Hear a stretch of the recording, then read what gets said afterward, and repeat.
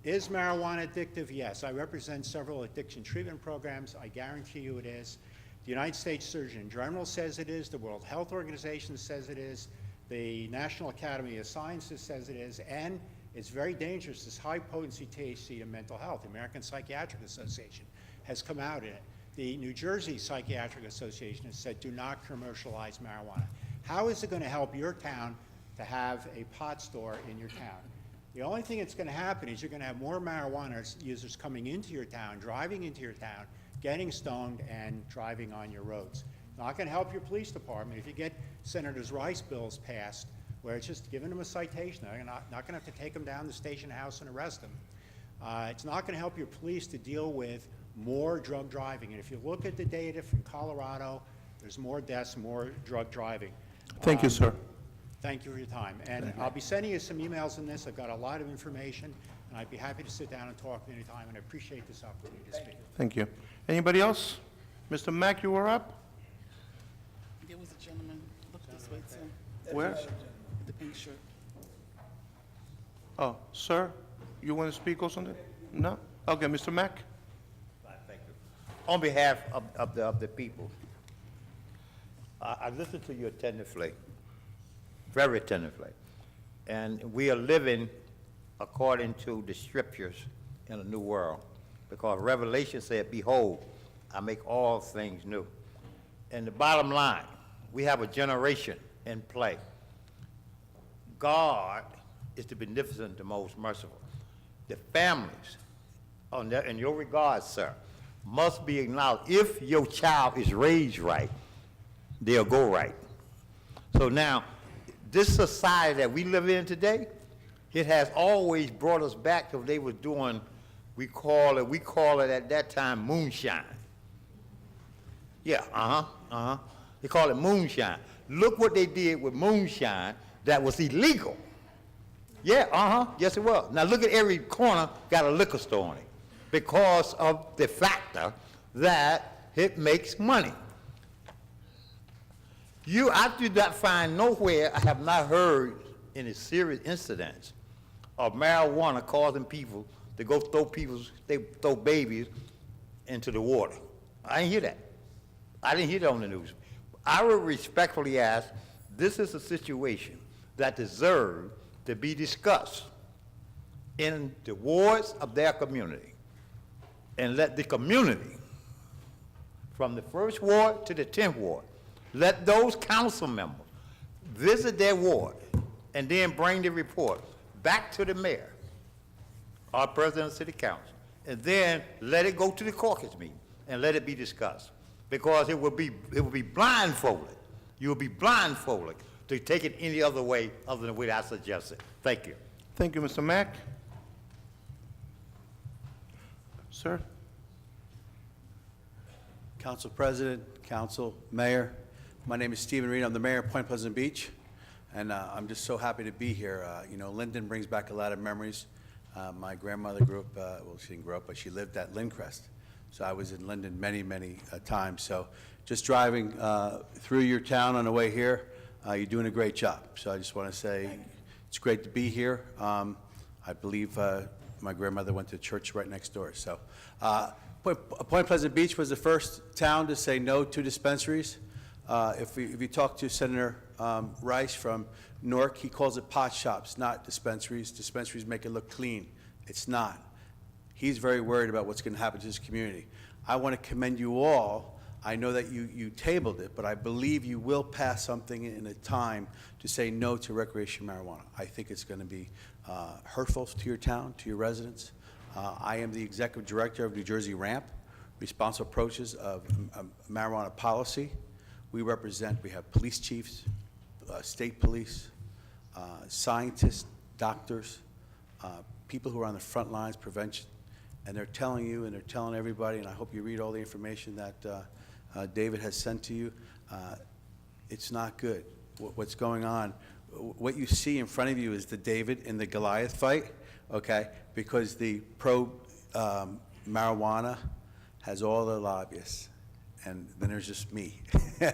But we have an amazing group with amazing people, with moms and dads and people who really care about what's happening, and they're very nervous, okay? So now people are taking the medical, and then, and they're trying to, you know, kind of confuse you.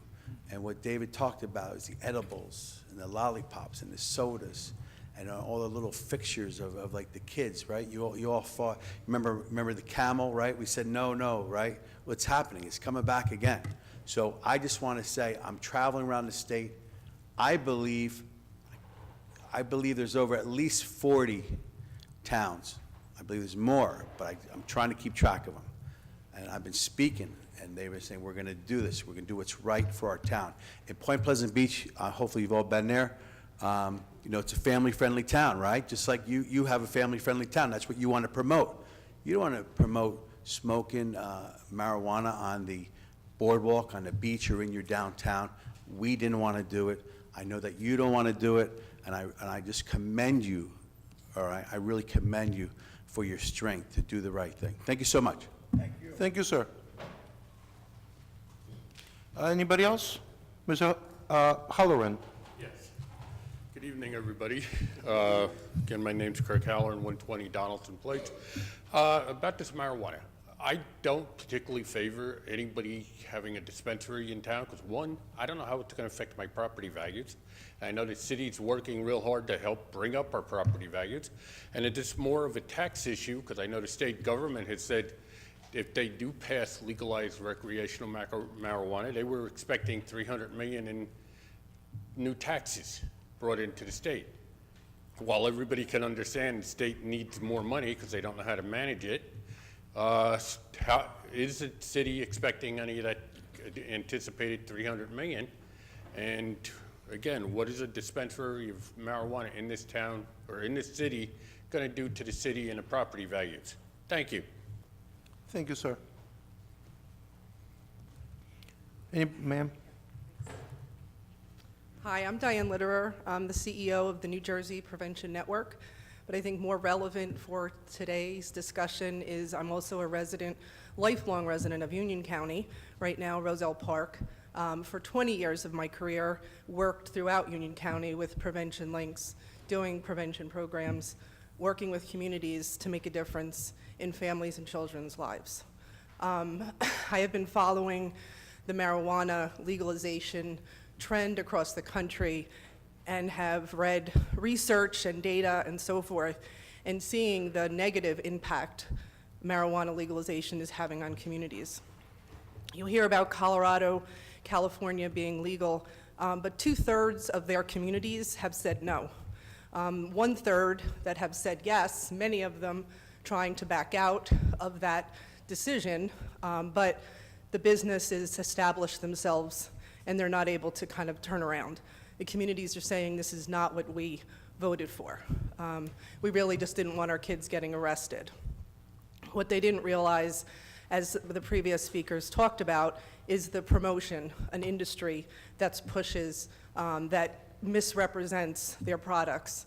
Having experience working with the other 2 legal substances of tobacco and alcohol, research of many years with those experiences, the higher level of density for the outlets, more stores in your community, the more use that kids and adults will have. So the higher levels of addiction rate, the higher level of use rates are happening not only in the states, but in more particular in those communities that unfortunately have the outlets. So I really commend you for taking the step to consider banning and not allowing the outlets to be here. As a resident in Union County, I care about the county. We know that things don't just happen in a community, so I'm hopeful that the entire county, my grandchildren are now being raised in Colonia, which is again a neighboring town, and I really want the town councils that can make these decisions to be informed and to care about our communities, our children, and our families, and make the decision like you're hopefully going to make in banning the outlets, so that it can be someone else's problem far enough away so that it's not impacting our children and families. So thank you for your time. Thank you, ma'am. Anybody else? Excuse me? I didn't hear. You can only speak once. Tell him you can only speak once. Yes, please. Hey, how's it going, guys? I'm Hans Herberg. I live at 5101 Westover Road. It's good to see everyone. The only thing I'm concerned, I gotta agree, I mean, banning outlets of marijuana, I mean, it could cause a lot of impact to our community. I mean, we have grown over the years, but we're gonna create higher values. I mean, look at downtown Linden. We had a street fair and other events. I mean, we want family kids, you know, go to nice shops downtown, you know, raise a community. I think the town, deserves better. I mean, you know, everyone could grow up, raise a family, make a difference, you know, be proud. But, I mean, when I grew up, we were always told about saying no to drugs. I mean, making about right choice. I mean, parents lead by examples. You know, we gotta lead kids on the right choice.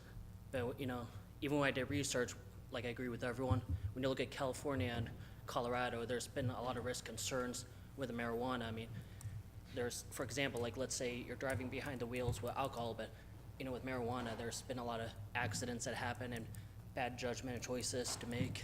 And I really hope the council will, you know, be careful, make a rightful choice for the future. I mean, think of the children. I mean, we want to make sure we have a great community for kids and have a good education system. But if anybody got caught, you know,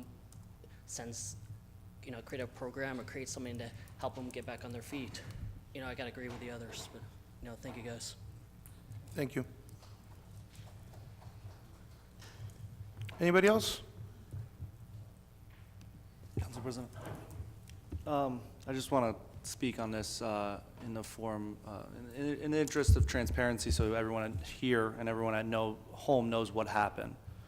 This ordinance was on for first reading last month. The synopsis simply said,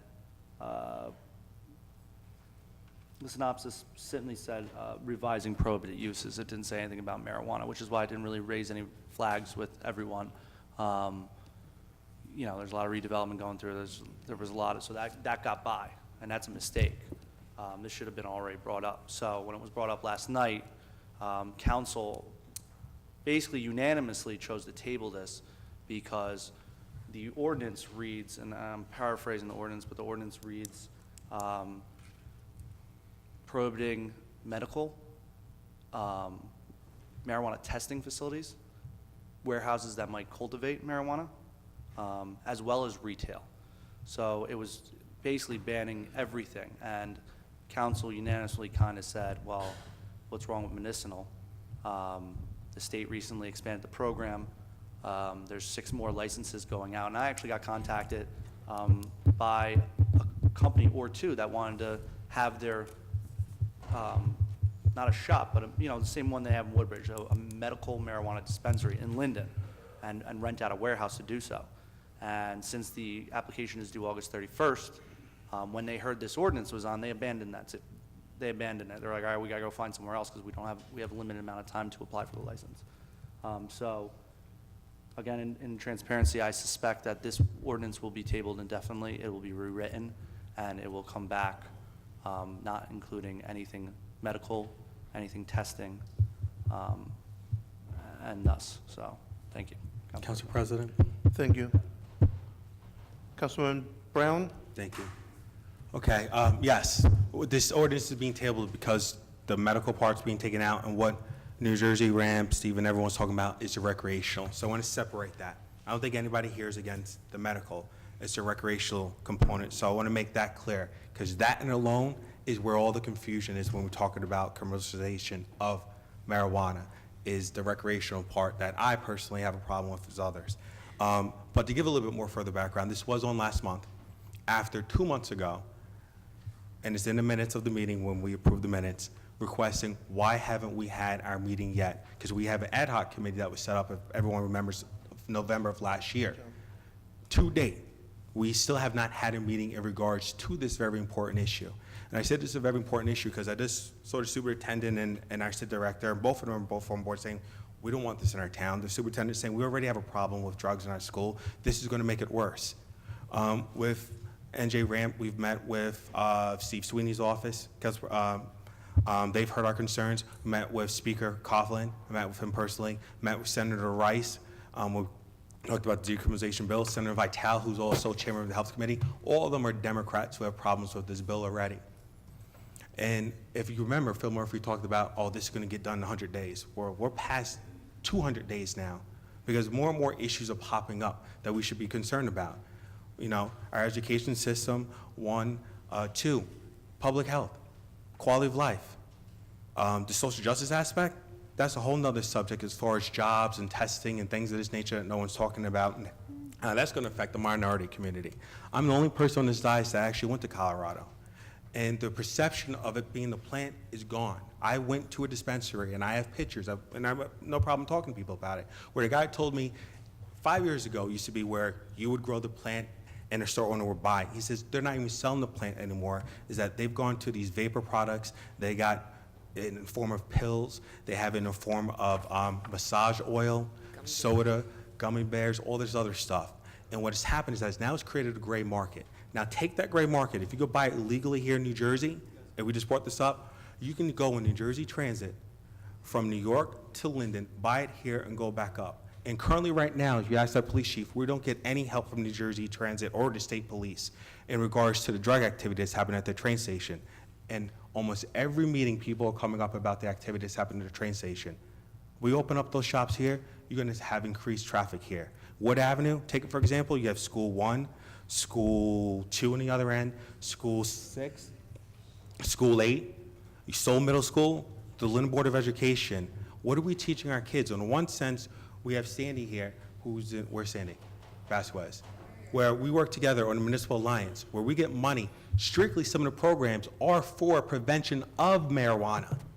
We're doing the counterproductive. We're teaching our kids not to smoke, and in the same sense, we're telling them it's okay because the state wants to make money off of it. Thank you, Now, Councilman. I'll talk about it in the back end. I'm glad you guys think it's funny because I chose. Enough. No, don't start. No Stop. problem. Councilwoman Hickey?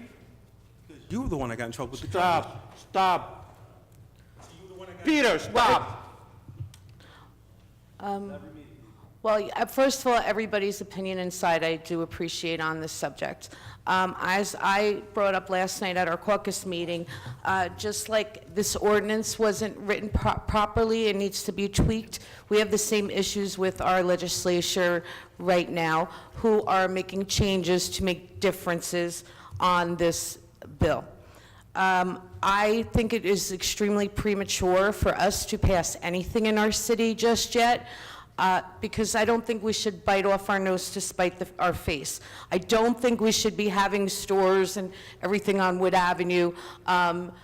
But I do feel if there's an opportunity to make money and we have property and there are incentives in there for us to make money and revenue, we should be given that opportunity.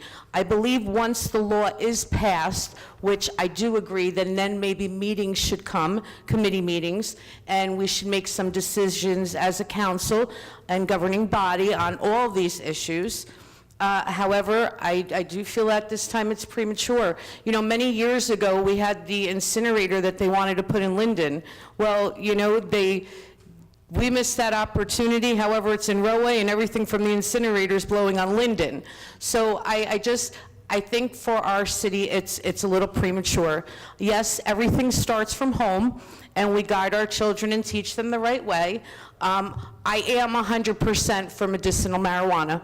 I've had a sister who's been sick for 20 years, and gosh, I do know that would help her. And all her physicians right now, it's very hard for her to get.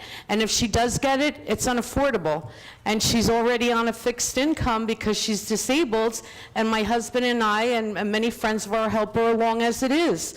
So those laws and need to be tweaked, but we need to have those availabilities around our county or our state for our sick people who really do need it. I thank you for coming tonight, Mayor. I do have to agree with you. If I was in Point Pleasant, you'd have a firm no for me right now. But you know what? We're not Point Pleasant. And certainly, just as on the boardwalk, I wouldn't want that on Wood Avenue if our children are going up there. But quite frankly, at this point, I don't even like my children going on Wood Avenue. So I just don't think we should spite our front noses, and we should wait and see when the law is brought out, and everyone tweaks it and see what happens then. It's premature. Thank you. Thank you. At this time, I would like to ask for a motion to...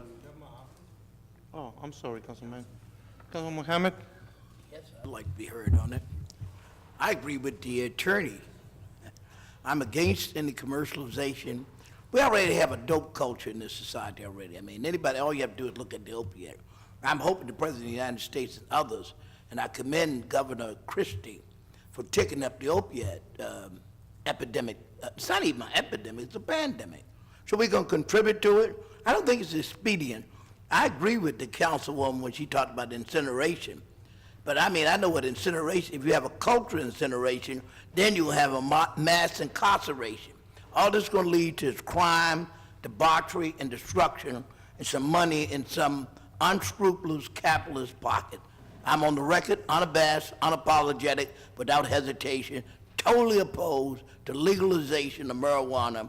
I don't want to see this country go down a route that the tobacco industry has destroyed this country. There's plenty of ways to make legitimate money without corrupting our children and our society. Thank you. Thank you, Councilman. That was incinerator. Stop, it doesn't matter. It does.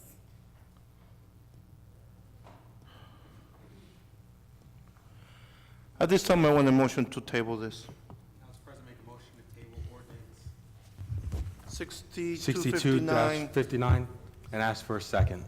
Second. Second. Mrs. Ormond? Yes. Javik? Yes. Brown? Yes. Mohammed? Yes. Cosby? Yes. Roman? Yes. Strano? Yes. Yamakaitis? Yes. Medina? Yes. Hickey? Yes. Mr. Alvarez? Yes. Let's move to the consent agenda. All items listed with asterisks are considered to be routine by the City Council and will be enacted with one motion. There will be no separate discussion on these items unless a council member or citizen so requests, in which event the item will be removed from the general order of business and considered in the normal sequence of agenda.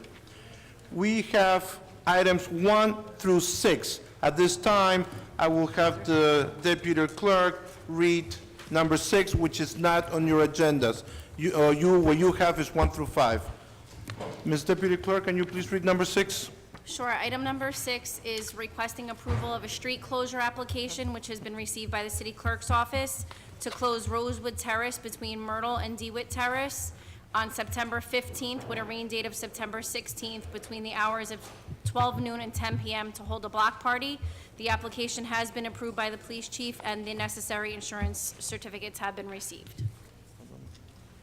Does anybody want any of the items removed? In that case, may I have a motion to pass them all, please? Council President, I move to move consent agenda items number 1 to 6 and request a second. Second. Mrs. Ormond? Yes. Javik? Yes. Brown? He's absent. Mr. Mohammed?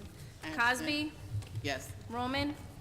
Yes. Strano? Yes. Yamakaitis? Yes. Medina? Yes. Hickey? Yes. Mr. Alvarez? Yes.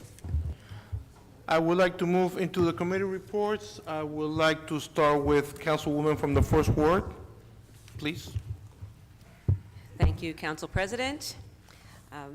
First, I'd just like to say hello to everyone from my ward. I missed last month's meeting because I was on vacation, and I truly did miss a lot. I had a great time, but I did miss my ward.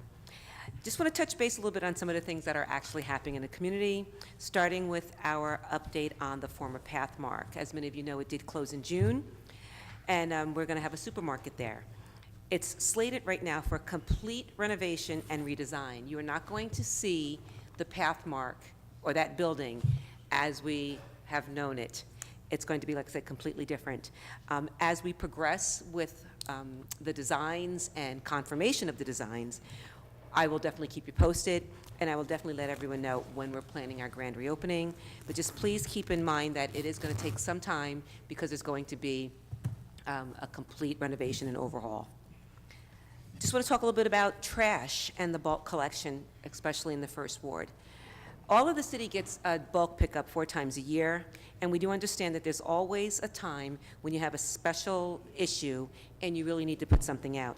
Under no circumstances should you drag your bulk trash to the curb. Number one, it does not look nice in our community, and then it lingers for days because you have not gone through the proper channels. What you'll need to do is to just simply give me a call, shoot me an email, and I will contact DPW, and I can let you know when they have the availability to come and pick it up. If you're moving or you're closing on a house, most people do know, way before 2 days of their closing that they're going to be moving. All it takes is just a little bit of time to schedule it properly, to make sure that our trucks are going to actually be out on the road and that we have manpower to do it. This also includes dragging out tree branches from cutting your trees and shrubbery. I also want to remind everyone that illegal dumping is just that, it's illegal. There have been people in not only my ward, but other wards who have their friends bring their trash into our neighborhoods. I've actually witnessed and have it on film, somebody bringing a truckload of garbage into one of our communities and hauling it up into somebody's driveway for our next bulk day. I've informed DPW of the house, and trust me, we will wait for that bulk day, and we will definitely look to see whether or not it is reasonable or whether it is out of control. If you're doing this and you're caught, you can be subject to a fine. We have an ordinance on the books that says that we're not a trash waste station, that we're not allowed to do that. So please just keep in mind, and even if you have a construction company, you can't take dirt or debris from one building, regardless of where it is in Linden, and go bring it to somebody else's neighborhood and go dump it there. Leave it where it is, let our trucks and our crew go on the scheduled days and take care of it. Wells Park, just wanted to give you another update. The last update we had received insurance money, and we also had received restitution as well as $25,000 in grant money that's going to enable us to make that park more conducive for children with disabilities, those who are using wheelchairs, crutches, and those with cognitive, disabilities. So the parts are ordered, and we are right now in the phase of having the installation priced. Once that is done, we will go ahead full swing with setting that park up. I was just a little bit disturbed because it was being politicized, becoming a political issue. Oh, Ormond is sitting on her hands and not getting this park done. Well, it has nothing to do with me. It has everything to do with our city doing things the right way. There's a lot to be said about doing things the right way. And we would rather take our time, get it done right, and lo and behold, we received additional money to make sure that this park is going to be, like I said, wonderful for all children. Some of us are fortunate to have children who don't need special handicap equipment, but we know that there are a lot of children out there that do. So I give kudos to this council, I give kudos to the county for giving us the money, and making sure that, like I said, parks are enjoyable for all children, not just for the parents and children who have neurotypical or children who are, are not disabled. Tree planting is coming in the first ward as well as other parts of the city. If you have called or emailed me that you wanted a tree, your name is on the list. If you have not and you still want one, please reach out to me. My email is lormon@linden-nj.org. We will be glad to put you on the list. We are excited about the planting because it definitely beautifies our neighborhood. I want to talk a little about solicitors coming to your door. I received a call last week about a utility company. As a matter of fact, I received a couple of calls from people who said utility company was knocking on their door under the guise of PSE&G, stating that they're checking whether or not they have clean energy, asking them to see their bill, and then last but not least, asking them to sign and leave their social security number. Under no circumstances do you give anyone your social security number who comes and knocks on your door. And don't sign anything. So when I received the phone call, I said, no, absolutely not. That's not coming from the mayor's office. So he immediately called, his family members and just warned them. So I'm warning everyone in the city as well as my ward, don't sign anything. And if you're questioning it, You can just simply pick up the phone and you can call PSE&G yourself, you can call any utility company, but just don't sign anything. We received some interesting information yesterday from our police department that crime overall, serious crime in the city of Linden is down, but we are still having some car break-ins. And the majority of them, once again, people are leaving their cars unlocked. Not that that's an excuse to invite a thief to come into your car. It's not, but it's a little bit more difficult when your car is locked. Also, get to know your neighbors. I stress that all the time. Get to know your neighbors, and if you see somebody that's suspicious, let them know. Just last week in our ward, someone left their car door not just unlocked, but left it wide open. And I'm lucky to live amongst great neighbors who actually went to that person, shut the door, locked it, text messaged them and me and said, listen, this house on this particular street left their door open, I closed it, I want to make sure they're safe. That's what we're supposed to do as a neighborhood. So I commend that neighbor who did that and thank them. We also have dead trees and stumps that need to be addressed. We have over 100 dead trees in the city of Linden, and there are people in my ward that are asking about their stumps and when we're going to get to certain things. We are looking to take care of the dangerous trees first. Those that are tilting, those that are dead, those that look like they will cause some serious damage when there is a windstorm. We will also take care of the trimming that's dangerous. But stumps being ground up are going to have to be put a little bit further back because ultimately that stump is not going to fall on your house when there's a windstorm, but a tree might. And then I'm just going to end my report by just saying that while I do live in a quiet neighborhood and the First Ward is wonderful, we do have some streets that seem to be the Indy 500. We have Curtis Street, Gibbon Street, DeWitt. We have a lot of streets that people just seem to fly down.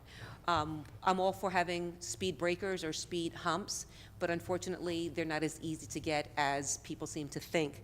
But just remember, you know, school is getting ready to start in 2 weeks. There are a lot of seniors that like to walk, people that like to jog. Just be mindful, slow it down. We want everyone to be safe. And that just ends my report from my ward. Thank you. Thank you, Councilwoman. I would like to add, any door-to-door vendor has to get a license from the city, and they will be carrying an ID that has to hang around their neck, will have their picture on it, and it will say, from the city of Linden. So if anybody approaches you, like the Councilwoman said, please look for that, or just don't open the door and call the police. Any doubts, call 911. Councilman Javik? Yes, first I'd like to say the Budget and Review and Finance Statement for August 21st, 2018. Approval is requested for the following finance actions. Number one, the payment of bills totaling $1,802,033.09. Bills have been signed by the Mayor, Council President, and Finance Chairman, and a detailed check register and vouchers are on file in the Clerk's office. Number two, we are in receipt of the investments made by the City Treasurer for the month of July at the rate of 1%. I move for approval and ask for a second. Second. Mrs. Ormond? Yes. Mr. Javik? Yes. Mr. Brown? Mr. Mohammed? Yes. Mrs. Cosby? Ms. Cosby? Roman? Strano? Yes. Yamakaitis? Yes. Medina? Yes. Hickey? Yes. Mr. Alvarez? Yes. Seems like if I'm losing everybody here. Mr. Javik, please. Okay. Getting back to the second ward. So in the second ward this week, we have been getting more of our corners in compliance for people with disabilities.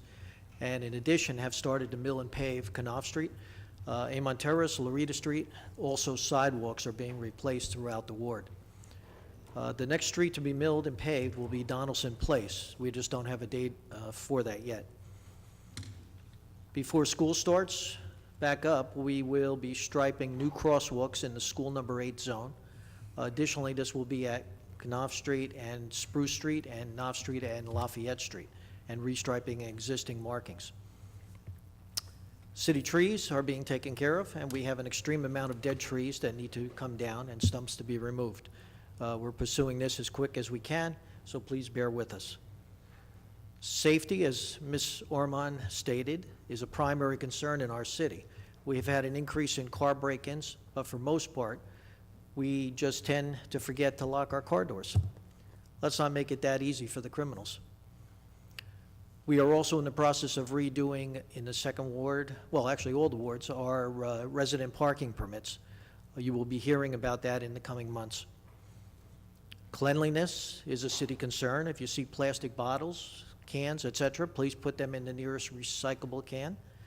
We really want to avoid items going down our sewers. Feel free also to reach out to me with any concerns or issues in the second ward or city. I can be reached at 908-494-4608, or my email is bjavick, Javick, at linden-newjersey.org. Council President, end of report. Thank you, Councilman. Councilman Mohammed? Good evening, Council President, Mayor, citizens of Linden, and the citizens of the Fourth Ward. We started the process in the Fourth Ward of paving various streets. Number two, we are also in the process, there's a cleanup already at the Fourth Ward Park, and we expect to have a grand reopening of the Fourth Ward Park by the end of September. We're touring the ward, meeting people, finding out what's going on. We're feeling the sense that things are really picking up in the ward. Want to wish everybody a very happy summer, and I hope everybody in the Fourth Ward get a chance to go to the beach before the summer's over. Remember that school will be reopening. Have a safe and pleasant remainder of the summer. Thank you, Mr. Council President. Councilman, that's the best timing I have had, and I like it. Councilman Brown? No committee report because I'm not chairman of any committees. Do want to report on a couple of things. I think the concert series should be ending up. We have September to remember. I would contact the mayor's office in regards to that if you are a vendor or somebody who wants to participate. I know that they're still accepting applications in your office, right, Mayor, for September to remember. I know that they're working hard on making this one of the best September to remembers. I'm working with the mayor's office as well as Councilwoman Armand and Councilwoman Yamakaitis and other council people as far as bringing more whether entertainment activities for children. Children, in my opinion, are the heart and soul of the city and society.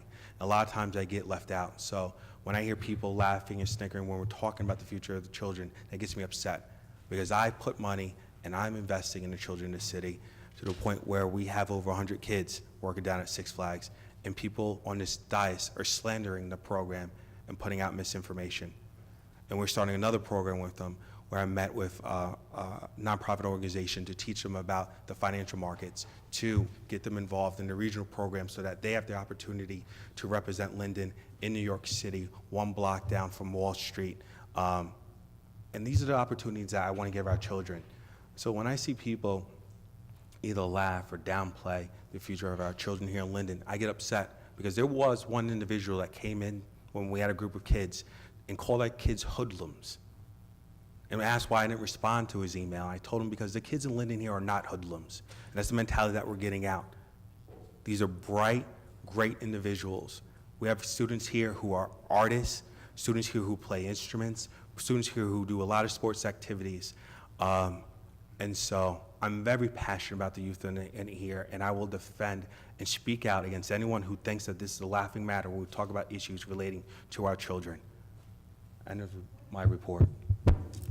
Thank you, Councilman. Councilman Strano? Good evening, Council President and everyone here and at home.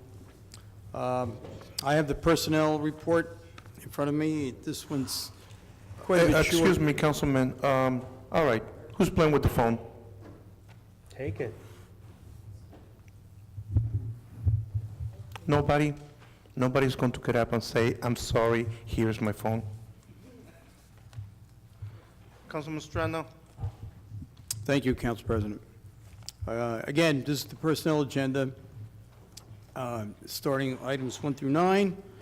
Number one is the Police Department accepting the resignation in good standing of Public Safety Telecommunicator Brittany Florio and Vanessa Blanc, effective the respective dates of their submissions. B is the permission to re-advertise statewide for 7 public safety telecommunicators due to the lack of candidates. C is permission to hire 3 replacement police recruits that will attend Mercer County Academy. See the attached list of names that are effective August 30th, 2018 at an annual salary of $40,000, pending the successful completion of background requirements. Item D is increasing the amount supervising crossing guards to 6, effective September 6th of 2018. Item E is accepting the resignation of Jennifer Sepulveda as a police recruit effective August 14th of 2018. Item F is the appointment of Jennifer Sepulveda as a public safety telecommunicator effective August 23rd, 2018 at the salary of $35,000. And item 2 is the fire department. A is the promotion of Theodore Tibersi to lieutenant at the annual salary of $108,000 effective September 4th, 2018. B is the promotion of Jeffrey Jackson to lieutenant at the annual salary of $108,000 effective September 4th of 2018. C is the promotion of Michael Fry to lieutenant at the annual salary of $108,000 effective September 4th of 2018. And D is the hiring of 8 firefighter candidates effective September 4th, 2018 at the annual salary of $40,000. See attached list of names. Item number 3 is in the Department of Community Services. To rescind the hiring of Stephen Crivley as a laborer 1, Tier 2. B is the approval of the intergovernmental transfer of John Sheehy to the County of Union as a mechanic effective August 17, 2018. C is the permission to post for a full-time mechanic due to the above created vacancy. Item D is the approval of a seasonal list. The list is on file in the city clerk's office. On item number 4, public property recreational services, rescinding the hiring of Roberto Alamon as laborer 1, Tier 2. The transfer of, B is the transfer of Michael Williams as a laborer 1, Tier 2 from the Division of Public Works, and at no change in salary, which will be effective August 13th, 2018.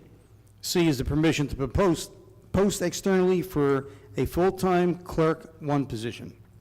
D is the seasonal list, which is on file for the Public Property and Recreational Service. The E is the hiring of Teresa Verchik as a permanent part-time recreational leader at $12 per hour, not to exceed 20 hours per week, effective August 22nd of 2018.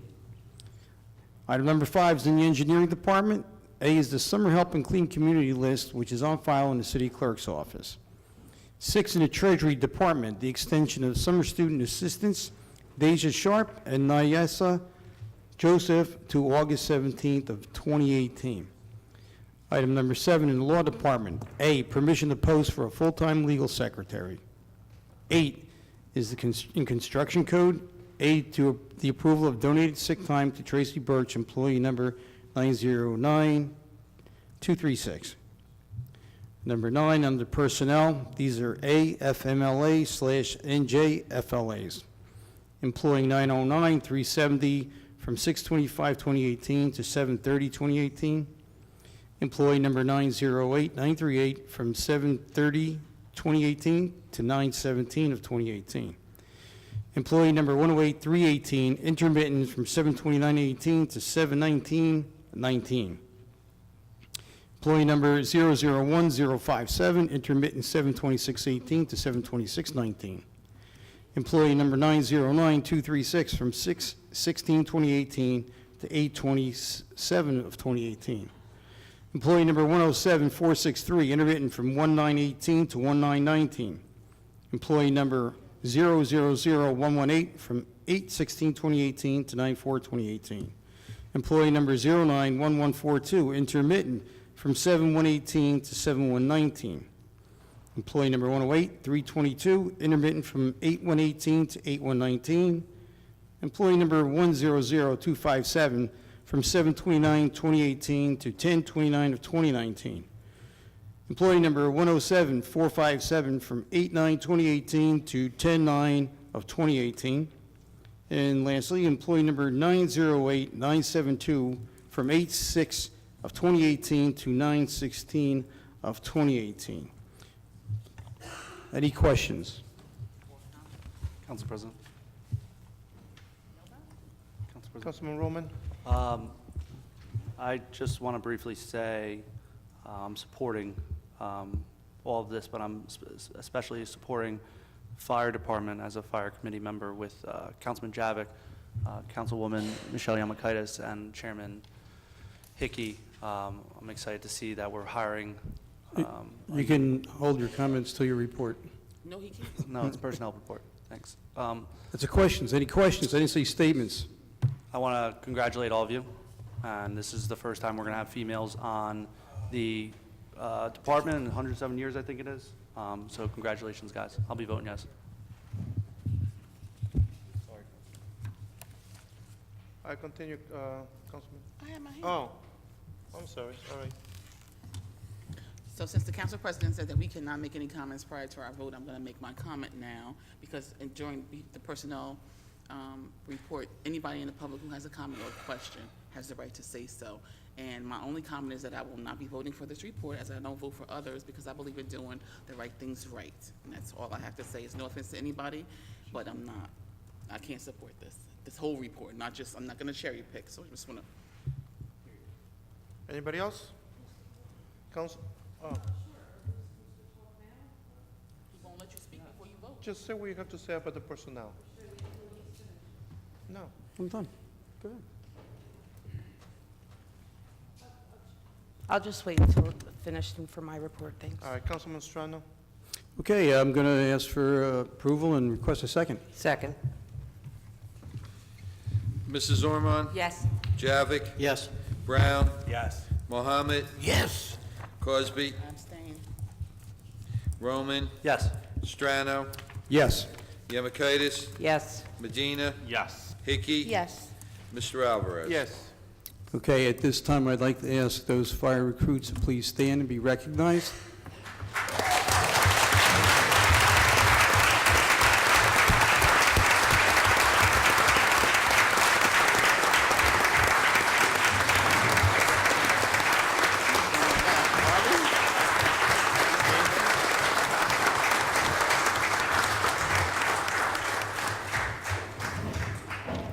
What, Congratulations. You have to remain standing the rest of the night.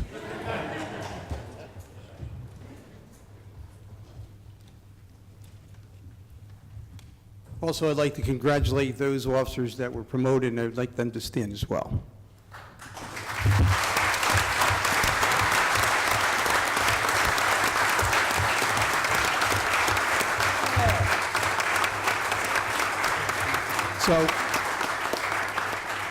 So as you can see, we have fine individuals that are coming up to fill those shoes as you guys ascend the ladder. And I also want to mention that, as Councilman Roman stole my thunder, that we have two women that are on our new roster of recruits here. One of them is, yes. And they are, and they are making history here in the city of Linden, and it's as being a father of two daughters, you know, it gets me right here. You know, it's like it's really something that we should all be very proud of, and I'm sure you're going to make the city proud of all of you, men and women as well. And I just want to say that we have. I'm going to name who the people are that we have on this list. Patrick Valenza, Robert Hendrickson, Michael Viana, Tyler Scholes, Jeffrey Webb, Nicholas Alarcon, Brianna Bornstead, and Edward Marrero. And the two women are, one is the daughter of firefighter Captain Bornstead and his wife Robin, and the other is also a daughter of one of our, Tyler's a daughter of one of our public properties employees. Congratulations again.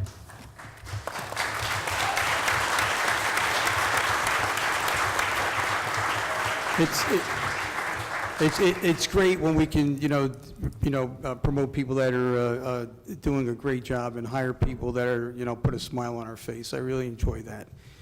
This business here is not always that pleasant as you have witnessed, and this is the good part of it. Moving on to the reports for my ward, I want to bring up, and this has been an ongoing saga, our quiet zone at the rail crossing on Lower Road next to Public Works. There's a resolution, which I hope will pass tonight, number 2018-321, which finalizes the completion of a long saga of getting this quiet zone in place so that when our trains come through at all hours of the night, we won't have horns knocking people out of their beds because it's so, I live a couple blocks away, and when it goes off, I think it's going through my backyard. It's really horrendous. The sound echoes off all the oil tanks in the area. It's something that's been sorely needed. The people in the 7th Ward have been, praying for this to happen. And after tonight, there will be a 3-week or 21-day hearing period that has to expire before the quiet zone is finalized. But we're at the end of the trek. We've made it, and I want to thank all of those people, including the fire department, police department, clerk's office, engineer's office, DPW, everybody that was involved. I just want to extend my gratitude and people on this council as well. I mean, don't forget these guys, because I wouldn't do it without them, but and women. And I just want to say thanks. And school will be open in September, and maybe these kids can get a good night's sleep. And be careful out there with the kids on the roads and around the schools especially. We know what it gets like, and I don't want to bring up the parking situation, but just be wary. Things get kind of hairy when people are dropping kids off for school in the morning. All right, thank you. That's in my report. Thank you, Councilman. Councilwoman Makaitis? Thank you, Council President. I would like to take this opportunity to congratulate our fire and police recruits. This is history being made tonight. When I first became chair of the fire department, we were in the process of building our new firehouses, and we were talking about planning for the future of having quarters for the female firefighters. And, we're sitting there doing this planning. I'm like, I wonder when we will see this. So 10 years later, here we are. So congratulations. I wish you all the best of luck. I'll continue with the report from the Mayor's Youth Commission. The Mayor's Youth Commission held the Backpack to School backpack drive yesterday. It was very successful. 1,295 backpacks were given out. No child was turned away. We want to thank everyone for the donations, big or small. They were greatly appreciated. And I want to commend the committee. Everything ran really smooth yesterday between giving out the backpacks, giving out the food. It was like a well-oiled machine, and that just didn't happen on its own. It took a lot of planning by the committee from the Mayor's Youth Commission, so I want to thank them for the endless hours they put in planning that, as well as all the volunteers who came forth yesterday to make sure that everything did run smoothly. So thank you again, everyone. I have a message from the Bayway Refinery.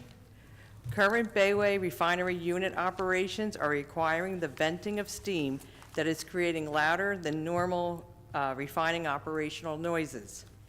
The steam venting is anticipated to continue for the next few days. Please note that the refinery is working to minimize this noise and to resume typical operations as soon as possible. There are no environmental impacts associated with the venting of steam. The refinery has set up a recorded hotline, which is 908-523-6005, which residents can call to receive information on the venting process. Again, that number is 908-523-6005. So please, if you have any concerns, please call and listen to the message. They are going to be updating that regularly while this process is going through, but it should be finished shortly.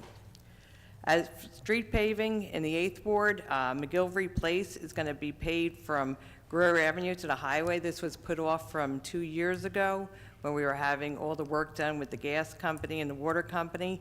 And also Pennsylvania Railroad Avenue is going to be getting done. Engineering is going out for bid for other streets in the 8th Ward, so I'll have more information on that probably next month for you. But please look out for a street, for signs on your street that the street will be getting paved so you can move your cars appropriately. We'll also be having the 9/11 Memorial Service again this year at the Wanda Green Park, which is located on Mack Place. I host this memorial service every year in remembrance of one of our Linden residents, also an 8th Ward resident, who passed on 9/11 on Flight 93. We have a beautiful memorial set up in the 8th Ward to commemorate Wanda Green and those that made the ultimate sacrifice. So we ask if you're available, please come and join us. The service will be at 6:30 p.m. on September 11th. As many of my colleagues have mentioned, sidewalks are going to be getting started, so we will be having some sidewalks installed in the 8th Ward. And as also many of my colleagues mentioned about schools opening, 8th Ward, we have our big busing ward. So please, I've received many complaints. I forward them to the police department. When your flashing lights are on the school buses, do not pass them no matter what direction you're going. And if you're behind the bus or facing it head-on, stop for the buses. It's against the law to pass the school buses. So please, anybody, if you see someone passing, call the police, try to get a plate number. Okay, that concludes my report, Mr. President. Thank you, Councilwoman. Councilman Strano just told me he wants to pull a Monty. Yeah, there's only a second bite of the apple here. Are any of our police recruits here tonight? No, they're not here? Okay, well, I just feel it was, fair to mention them too. It was Michael Lindell.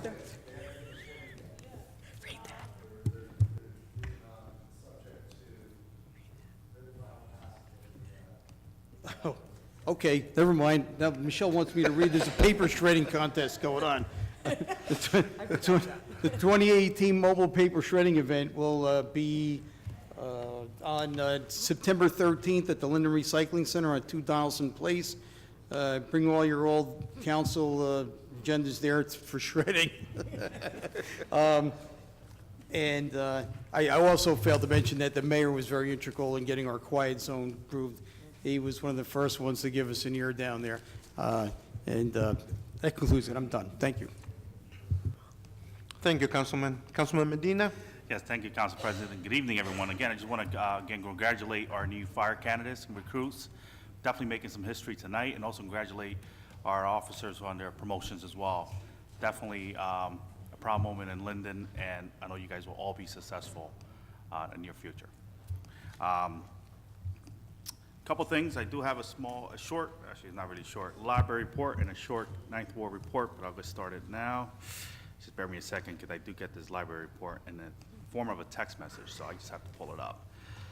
All right, September 8th, there will be a film called 12 Strong in honor of September 11th. It's at 1 p.m., September 8th. September 12th, 7 p.m., Shades of Autumn concert. Thursday, October 11th, trivia night fundraiser. Cost is $10 per person. There will be prizes. Also, stop by the library to pick up the fall events list for the children. There are 2 museum passes available to check out the grounds of sculptures located in Hamilton, New Jersey, and the Frick collection located in NYC. Both passes allows up to 4 people to visit for free. Must be a member of the Friends of Linden Library to check out these passes. Membership fee is only $10. The library has ongoing used book and DVD sales. DVDs are only $1, and books are 3 for 50 cents. Stop by and pick up something to add to your collection. September is library card sign-up month. It's free to get your library card, and it gives you access to much more than just books. Reminder that the library is now open Monday through Thursday, 9 a.m. to 9 p.m., Friday, 9:30 to 5, and every Saturday, 9 to 5. So again, I encourage everyone to stop by our library. It's a beautiful building, and we have a lot of great resources there for adults and our youth. For the 9th Ward, a couple things, just want to update from last month. Our traffic bureau went out to Berlin and Ferber. Actually, they're wrapping up the enforcement there on Berlin and Ferber. In case you missed last month, a lot of folks are going down the one-way on Ferber and Berlin, and also they're speeding. It's a cut-through between Northwood Avenue and Braverton Road. 90% of the violators, again, are Linden residents. So it's a tough battle when you're trying to educate residents how to properly use our roads. But again, it also upsets a lot of people as well. We had a couple cars over there on Berland and Ferber that were totaled just by being parked. So it's a big issues, and the height team is currently out there, and they're wrapping up in the next couple of days. Which brings me to my next topic is I submitted a request for enforcement on our cut-through streets, DeWitt, Summit, and Orchard Terrace. We have a lot of, the issues are always there, but we're just trying to add more and more enforcement. There's a lot of speeding, people are running the stop signs. A car was just totaled out on the 2400 block on Orchard Terrace, and the driver took off. Luckily, we have a great police department. They found that driver, and that driver ended up being a Linden resident. So it's just terrible, because again, I believe that technology has played a big part into this bad behavior. People don't even look at the road, they're looking at their phone. I see it all the time. I live on Orchard Terrace, so sometimes it's terrifying, it really is. Especially when you see families walking with their children, riding their bikes, et cetera. It really is scary. So our police department is doing the best they can. It's not only isolated to the 9th Ward, it's spread throughout the entire city. But I did submit a request for some enforcement in those cut-through streets, and hopefully they'll be able to get to us in the next couple of weeks or so, or even sooner. As my colleagues mentioned, sidewalks repair will start the next few weeks. So I did submit an intensive list to the engineering from last year, and we should be able to get to all those sidewalks this year. Also, the county finished paving Wood Avenue between Raritan and St. George. I'm sure you folks were aware of that. They also did the street lining, I believe yesterday, last night, and it should be back soon, later this week, to install the delineators that prevents folks from making a left into the Dunkin' Donuts when you're coming off of Raritan Road. So that'll be installed soon. And again, as my colleagues mentioned earlier, school is opening soon. So please just beware of the children that are walking to school, being picked up. I know there's a lot of bad behaviors in the morning and evenings, in the afternoon when the children are being dropped off and picked up. Sunnyside community, 9th and 10th Ward, we're a little bit special. We have 3 schools, and then we have the high school off of St. George. We have Deerfield, McManus, and we have School 10. So we have a lot of cars in those peak hours. So again, I just ask folks to be patient and be very careful and be cautious of the children that are walking in and out of our schools. With that being said, enjoy the rest of your summer. And again, congratulations to everyone. That concludes my report. Thank you. Thank you, Councilman. Councilwoman Hickey. Good evening, everyone. Somebody was nice enough to leave this on my microphone tonight, so it actually matches my dress, so I am putting it on. I'm leaving for vacation this week, so I guess someone knows I well-deserved and needed a vacation, so thank you, whoever did that. First, I want to give my report from the clerk's office. The City Clerk's Licensing Division, the monthly report for the month of July 2018, 37 dog licenses and 42 miscellaneous licenses, and collected $1,410. I know these reports are boring off of these. No offense, clerk. The licenses, permits, transcripts issued by the City Clerk's Office during the month of July 2018, fees received and transferred over to the municipal treasurer of the City of Linden. Total city revenue was $3,890.01, and the state revenue was $475, with a grand total of $4,365.01. The Fire Prevention Bureau collected the following monies during the month of July 2018, with permits, penalties, fire prevention. The total monies collected with interest are $7,520.85. Lastly, from the Fire Committee, for the month of July, the Linden Fire Department ambulance billing collected an amount of $62,082.06 for July of 2018. The total deposits for 2018 from our ambulance services is $501,286.71. I just want to let everyone know, and a special thank you to our fire department. That number is pretty high for this year, and that means you're really working hard and really taking care of our residents to the best of your capacity, and I truly want to thank you. I just want to congratulate our 3 promotional firemen tonight. I'm very proud of you. You guys always do a great job, and, you know, always wish you the best. And as chairwoman, I'm always here for you and everyone on the fire department, regardless. I think it's important for me maybe to say tonight, since there was some changes in our personnel report, that I am always here. And I want everybody to know that regardless of whether it's right or wrong, and things happen, and mistakes are made, or bad judgment calls are made, I have to defend everybody in the way that I think they should be defended. And everyone always does deserve a second chance and not to be punished for a lifetime of their career. And all of my colleagues really reported everything that was needed to be said with school and trees and everything else. So lastly, I would just like to say it is a very proud night for me tonight, because I'm able to be the chairwoman with my committee in front of you wonderful people.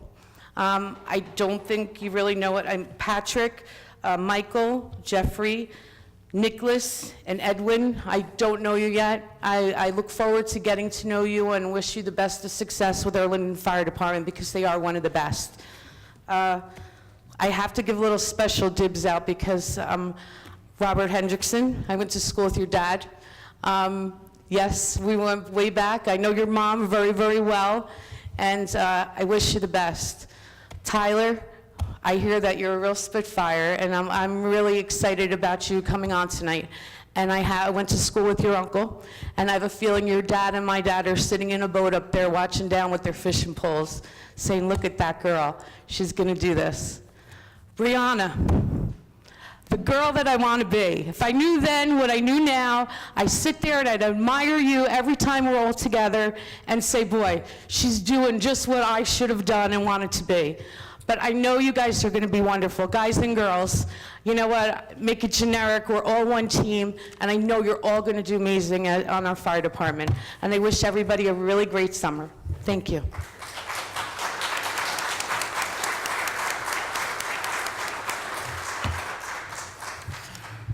Who will miss? Councilman Roman? You go next. Thank you. Then Thank you, just Council missing President. you, right? I Zigzagging have to across. read these lights in, so go ahead. Thank you. Good evening, everyone. From Public Properties, just a monthly financial report about the money we make on our public properties. Collecting money on the New York side of the train station, $4,000. Trenton side, $3,000. Credit card transactions, $29,000. Parking meter collections, $13,000. Railroad permits, $10,000. It's a grand total of $61,000. Thank you, Tyrone, for preparing that for me every month. You're awesome. Landfill, no change. We're still talking with the person that answered our RFQ, I believe it was an RFQ for, to try to put our solar fields out to landfill. It's going to be a pretty sizable amount of money as a one-time revenue, so the committee's going to continue to discuss that. In regards to trees, I wanted to bring this out. I get a lot of questions about trees, a lot of dead trees, just as the councilwoman before stated. Our tree crew is working every single day hard, and they're out there every day. So be patient. If you have a tree that still needs to get taken out, just give me a call. I'll add it to our list. Here's our list right here. It's big. It's thick. So we're continuing to do that work. Just be patient, and we'll get it done. So street paving. West Stimpson is actually, I believe, getting paved this Thursday. So just let everyone know, anyone that lives on the street. We're also doing East Morris, portions of Clinton from Pennsylvania up to Munsell. And then down the road, I think West Munsell is what's getting done through the community block grant by the county monies. To the train station, I don't know if you guys have noticed, but it looks a lot different and it looks a lot better. I want to take the moment to give credit where credit's due, and I'm proud to say it really has a lot to do with one person, and that person's Jerry Bishop, who's standing in the back.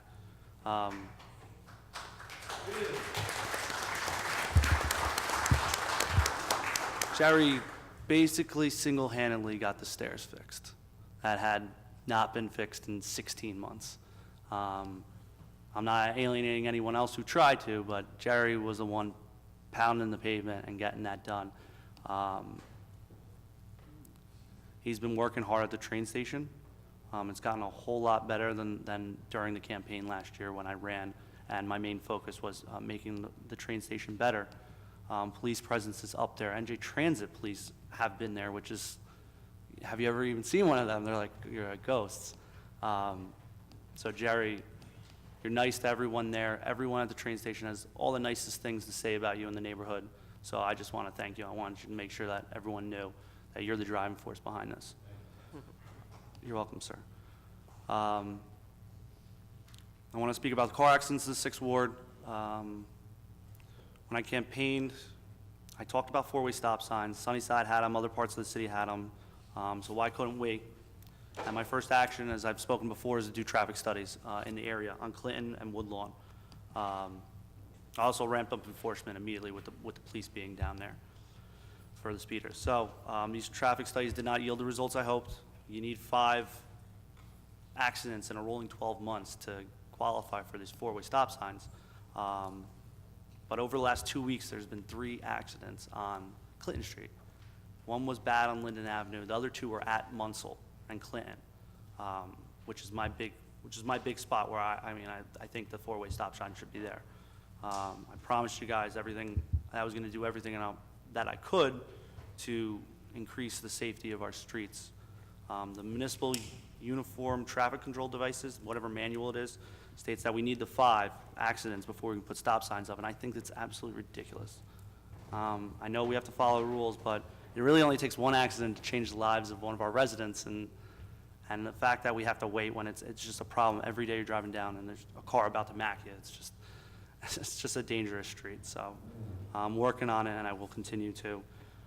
Jefferson, Stimson, Penn, I haven't forgotten about you guys. I'm working to get those traffic studies done over there too, because I know you guys just recently had a bad accident over near Morris.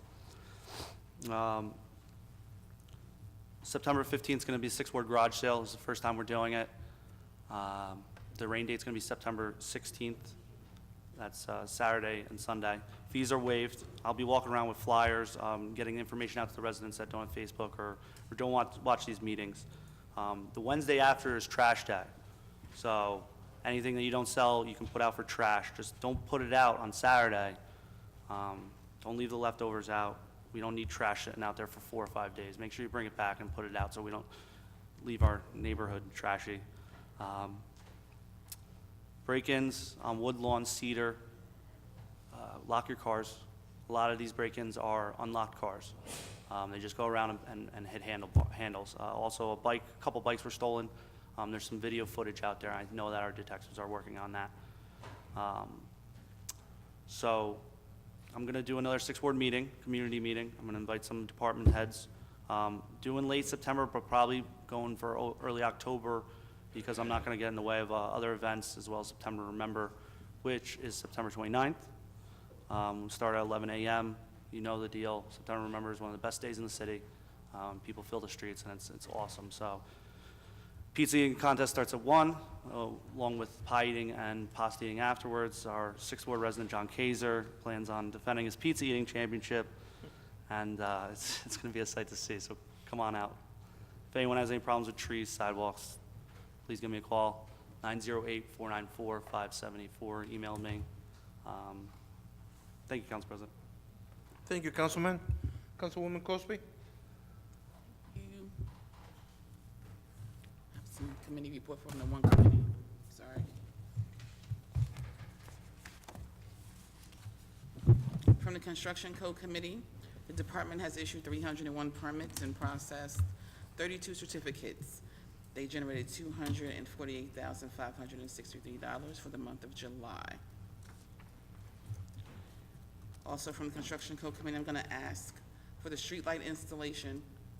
And just so we're clear, if you have an area in your ward and you feel like it's dark or it's a dangerous area or the streetlight is out or something else, you have to contact the council member. They need to go there and check it out and make sure this person just doesn't want to illuminate their backyard. You know, because in years past, since I've been here, I've always been triple checked when I asked to get a street light installed. And so we want to just have it, the street light, the address, the reason for it, and the pole number. Okay? So it wasn't personal, so we just want to make sure that everybody's clear on our process. I'm going to make a motion for the approval of the installation of a street light at 917 Mac Place on a pole which is 63757 LD, and ask for a second. Second. Thank you. Mrs. Ormond? Yes. Javik? Yes. Brown? Yes. Mohammed? Yes. Cosby? Yes. Roman? Yes. Strano? Yes. Yamakaitis? Yes. Medina? Yes. Hickey? Yes. Mr. Alvarez? Thank you. And I'm going to make a motion for the approval of the installation of street light across from 1010 Dill Avenue, and the pole number is 66033 LD, and request a second. Second. Thank you. Mrs. Ormond? Yes. Javik? Yes. Brown? Yes. Mohammed? Yes. Cosby? Yes. Roman? Yes. Strano? Yes. Yamakaitis? Yes. Medina? Yes. Hickey? Yes. Mr. Alvarez? Thank you. And the Fifth Ward, we actually had the scheduled Fifth Ward Community Cookout with no rain date, and it actually rained all morning. So unfortunately, we didn't have our little picnic this year. It was going to be at Fifth Ward Park. And I want to thank the Recreation Division for dropping off the table and the grill and the basketballs, but we didn't use them. So hopefully next year we'll have better weather. Just mark your calendars because the next scheduled Fifth Ward Community Meeting is in October. I'm just trying to find the date, and I can't remember, I can't find it here. So it's going to be a Thursday in October, and I'm going to ask Council President Alvarez if he'll make sure that we have our Spanish American Club members participate, because in October we annually celebrate Hispanic Heritage, so we always have a good activity for the October meeting. If anybody wants to come, it's a Fifth Ward meeting, but you know, everyone is welcome. I just don't have the date in front of me. Also, we're going to have another cancer awareness walk this year, and that's October the 21st. If anybody wants to participate in that, we plan to just do an awareness walk for all cancers. So I'm going to try and see if we can get some support from the Lions International Club this year in Linden, because one of their new causes is childhood cancer. So that's one of the the causes that the Lions International supports, in addition to blindness and diabetes is new this year as well. I don't have any other reports other than to say that I wanted to thank my neighbors for their patience, and just to tell everybody that, just so we're clear, my job is to hopefully be a good liaison between the city departments and my neighbors. And a lot of times, like Councilwoman Ormond said, that we have to follow a process. And a lot of times the process does become political. So just know that whenever there's a complaint that I do receive from a neighbor, I always follow up. And I'm sometimes annoying to people in management because I do follow up quite frequently. And so just want everybody to know that if you send it to me, I'm definitely going to submit it, and hopefully it gets done. But unfortunately, sometimes it doesn't happen as soon as we would like. So just thank you for your patience, especially in the issue of the Iozi Park, where there was the garden, and it was a good garden, it was a good year. Unfortunately, it wasn't maintained and nobody wanted to participate anymore. So my residents, were subjected to snakes and other vermin in their backyards because, it had overgrown. So I appreciate that. I'm not gonna say anything else, but I just want to say that I didn't vote for the personnel report on purpose. I'm not going to vote for any personnel reports probably until the personnel committee changes their mode of operation. There's a lot of things that are happening in our city, and the employees are calling, emailing. One employee recently did a petition online because of her issues and her experiences here in the city of Linden. And ethically speaking, a lot of the stuff that happens is not. And I think Councilman Brown has said something about with all of the RFQs and RFPs or whatever, legally it's okay, but does it make it right ethically in the perception that people may have of the behaviors that are coming through? And that's just my personal opinion, and I have that right, so I'm gonna say that, but I wouldn't just ask if they would really look at the interests of the employees seriously and take the politics out of it, because if we have a good employee, a happy employee, we have better services for our neighbors here in Linden. That's all I'm gonna say. If the policy says one thing, we should follow our policy. We shouldn't be changing the rules to suit our friends or, special interests. That's all I have to say. That concludes my report. Thank you, Councilwoman. Mayor, you ready for us? Yes, good evening, everybody. Good evening. First of all, I'd like to talk about our backpack to school event we had yesterday. It was a tremendous event. We gave out over 1,270 backpacks, and we don't have one left over. I'd like to give a special thanks to Angelo Monaco. He was our event coordinator, the Mayor's Youth Commission, Josh Weiss and Ryan from Teliap, our Linden High School volunteers, our student volunteers, Pastor Pam Jones and CIC, Kevin Durkai, VFW Post 1397, and the Linden Family CDC. Bernie Kordoleski and his wife Camille, and employees from Total USA, members of the Linden Fire Department, who we can always count on anytime we have any event. I thank you guys. You guys, you're outstanding. The Recreation Department, Police Department, and OEM. I'd like to also thank Wayne Zuba and his hot dog hut, and Pasquale of Pasquale's Pizzeria, and all the companies and residents who donated to the event. It's because of your efforts and hard work that we were able to have this successful event. Moving on, I'd like to thank Orange Theory Fitness in Garwood for their donation of 2 treadmills to the police department. And I'd like to also thank Phillips 66 for the purchase of solar safety signs. As mentioned earlier, we talked about the train station.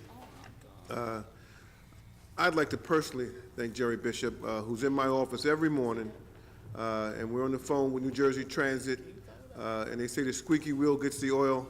But that's precisely what we've been, as a squeaky wheel, calling and bothering almost anyone we could think of to get some action down there. And I will be the first to admit that there's no I in the word team, and Jerry has been a catalyst. He's been in the office again every morning trying to make something happen. He's down at that train station. When you see him down there, you don't have you go to the train station, you can find Jerry. He's not hiding anywhere. You can find him. He's actually working down there. Picking up papers, doing what he has to do to make sure that the train station is clean and a decent place to be. I'd like to thank the police department for increasing their patrols. Chief Hart, we've got the police department making 4 or 5 stops a day down there. We've also reached out to New Jersey Transit, their police department, and they're making 2 stops a day. So I think collectively, with all the good things that everybody's trying to accomplish, it's all coming together. So, moving on, I'd like to announce that this week we signed a redevelopment agreement with Advanced Greek for the Trimley Point property. If any of you are familiar with that, it's the vacant GAF and DuPont properties. It's a 241-acre site, and there's going to be 4.1 million square feet of warehouse space down there with offices. It will be the largest warehouse distribution center in the state of New Jersey, right here in Linden. So we're very proud of that accomplishment, and we look forward to that particular location coming alive again. It's going to be over 1,000 jobs provided in that particular area. And that's one of the reasons why this town is moving forward, and one of the reasons why we don't pare back on our police and fire protection is that we have something here to protect. So we always make sure that we take care of our emergency management operations in this city. So, and that being said, I'd like to congratulate our new fire recruits, and not to single anyone out, but I just have to because I've known one young lady, Brianna Bornstead. She'll be joining the fire department with her dad, who's an excellent firefighter himself. She comes from a great family, as do all of the gentlemen and ladies who are going to be coming on. I'd like to also talk about Mrs. Scholes, Tyler Scholes. I know that Butchie is looking down and just as proud as he can be. He was a tremendous worker in our city. This man would do anything you asked him. He was a jack of all trades, and he never questioned. Anytime you gave him something to do, he would do it. He was an excellent plumber, and I know he's proud of you. I know he's looking down right now, and I know he's very proud of you. And I know you're going to do a great job because you come from a good family.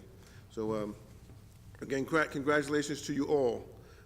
I'm so proud to be at the head of a city where we're doing new things, where new things are happening, because this is history.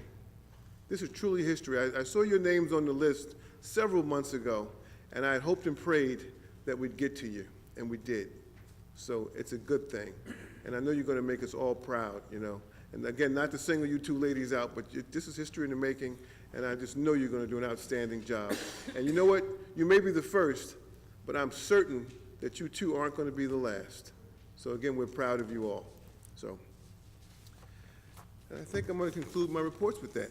Thank you all, and have a good evening. Thank you, Mayor. Backing on that, I do want to congratulate the new fire recruits, the fire officers. You know, it's unbelievable that I know these two young ladies since middle school, more or less. Yeah, I can't believe that you guys getting older and I'm not. But congratulations, and you guys, I know both of you very well. You guys are going to do a great job. Also want to say happy birthday to Cece. If she's watching, happy birthday, and you shouldn't be watching, you should be sleeping. But happy birthday anyway. At this time, we will go into resolutions 2018-300 through 2018-339. If anybody wants to leave right now, it becomes a little bit boring, you're more than welcome, and congratulations again.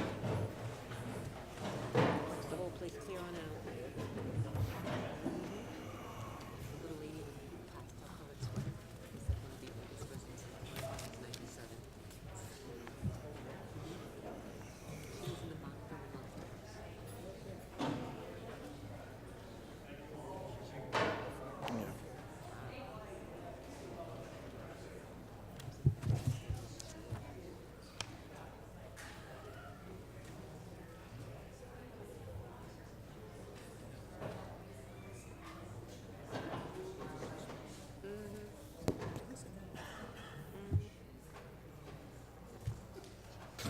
Okay, let's get back to business. Resolutions 2018-300 through 2018-339. Public comments will be permitted for those specific resolutions to be removed from the consent approval. Please read the synopsis of the resolutions which have been prepared by the City Clerk's office. Each is informative and self-explanatory. However, if you wish to address a specific resolution, the council will entertain questions on it. Anybody wants to remove any resolutions? Ms. Malik? 300. 306, 310, 314, 316,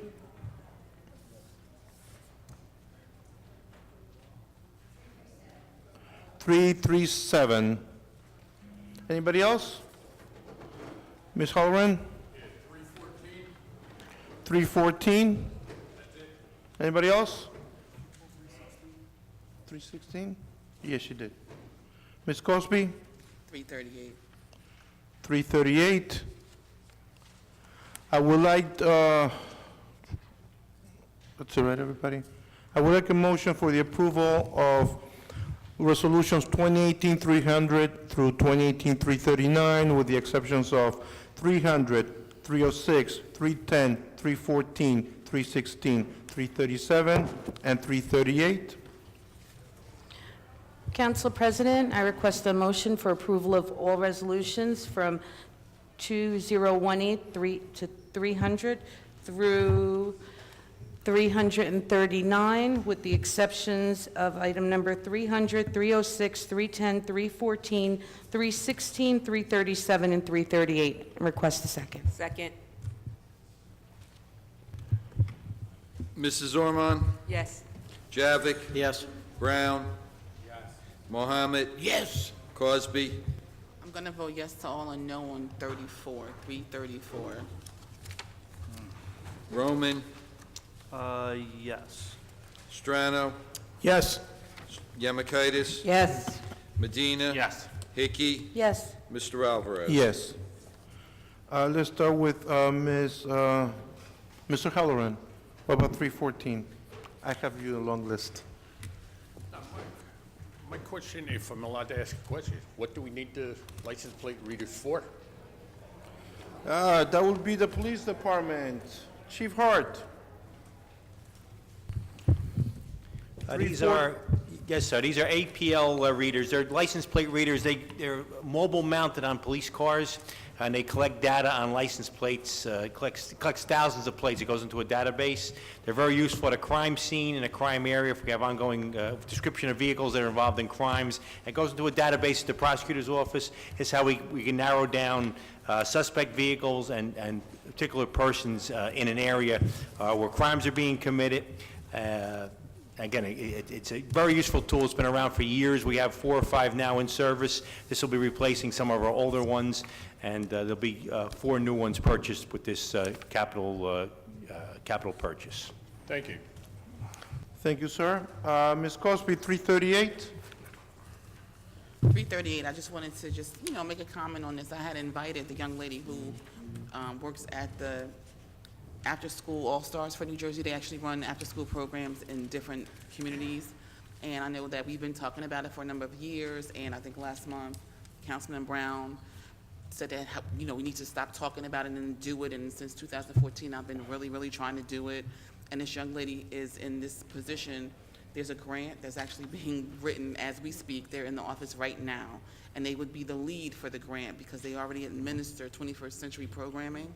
And we would be the partner. So the city of Linden would partner with them, provide the facilities and the children, of course. And hopefully, even if we don't get this grant, I just think that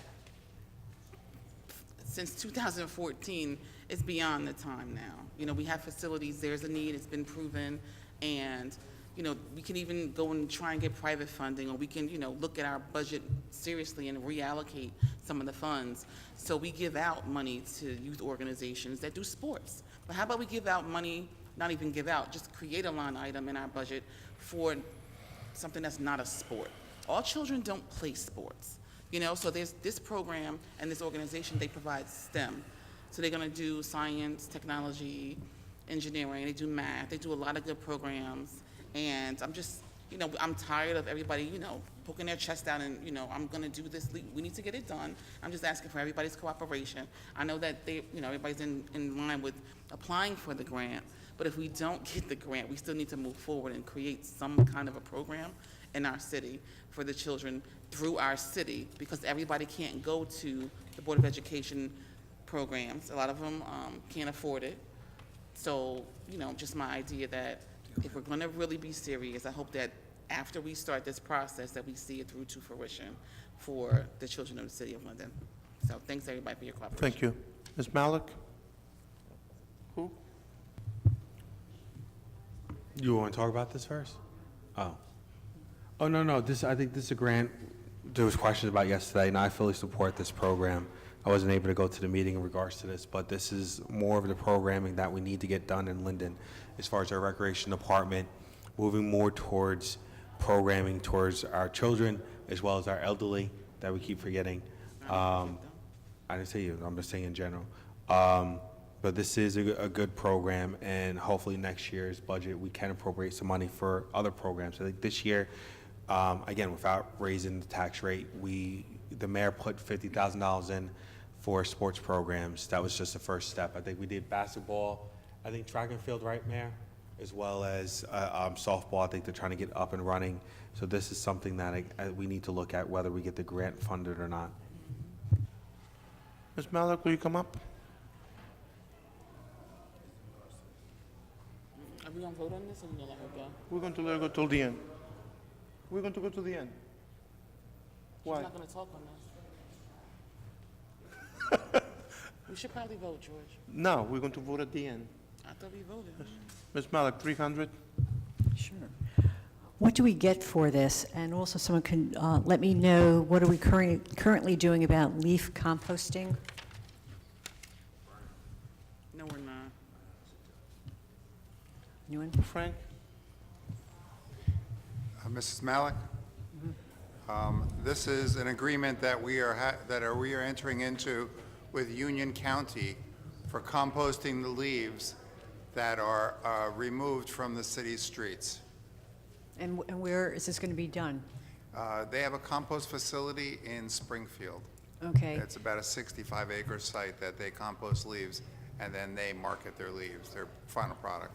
So that they sell it, okay. And are we going to get any money for this, or? We pay to get rid of our leaves. What was that? We pay to get rid of our leaves. Okay, all right. 306, ma'am? 306. Is this a mistake when they talk about a mini MPA? What is this? Council Mr. President, I can Yes, Mr. discuss Roth. that. They're Rutgers, in conjunction with Rutgers, they're offering employees of the city a certificate class in Masters for Public Administration. Okay. So that's what it's about. Gotcha. And it's a good benefit for us, the city. Good, that's fine. 310? Oh, what prompted this increase, another $20,000 for the streetscape? Why the increase? What prompted it? What are we getting for it? Frank? Yeah, this is for additional redesign of an intersection and to oversee the contractor that had to come back and repair some punch list items. So you had to repair it, so is this our cost or his cost? Who's going to? This is the engineering group that did the inspections to make sure that the contractor that came back to fix what broke was done properly. Right, but what I'm saying is, so it's coming out of Linden's pocket for this, because it sounds like it was an oversight on their part? Or we see engineering, Linden Engineering, or? No, contract engineering. Okay. So it sounds like it was their oversight. So why are we then paying for this? We are. But why? It sounds like that they maybe made a mistake. Ms. Malik, either way, it's coming out of the grant that was given to us from the state.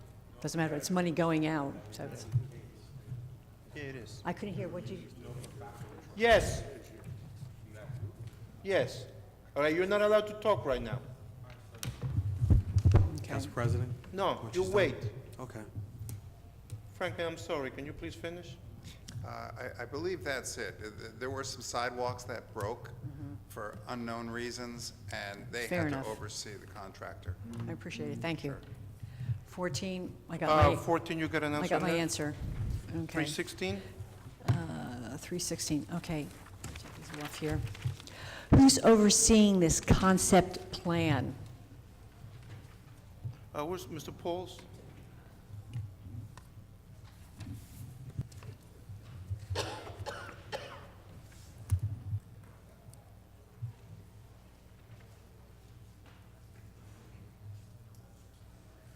Evening, Council President, council members, ma'am. Before you, Resolution 2018-316 is a resolution approving the concept plan pursuant to the Griselli Road redevelopment plan. There was a line in there that said the concept plan would come before the council for its approval. By way of letter dated May 29th, we did have the fortunate opportunity for Mr. Verchik himself to personally review the concept plan, as well as I believe at that time preliminarily, what was the preliminary and final major site plan that the redeveloper was going to submit, and I believe does have a planning board hearing at the end of this month to review same. It was Mr. Verchik's opinion at that time that the concept plan and the preliminary and final major site plan did comport with the redevelopment plan. It was his recommendation at that time that it move forward. By way of dotting our i's and crossing our t's, we probably should have had a resolution for the council at that time in conjunction with Mr. Verchik's opinion, written opinion.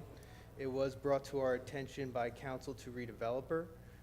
We're asking the council to consider that resolution and to consider its adoption nunc pro tunc, essentially meaning authorizing it as if it were simultaneous or at around the same time of Mr. Verchik's opinion of the conformity of the concept plan to the redevelopment plan.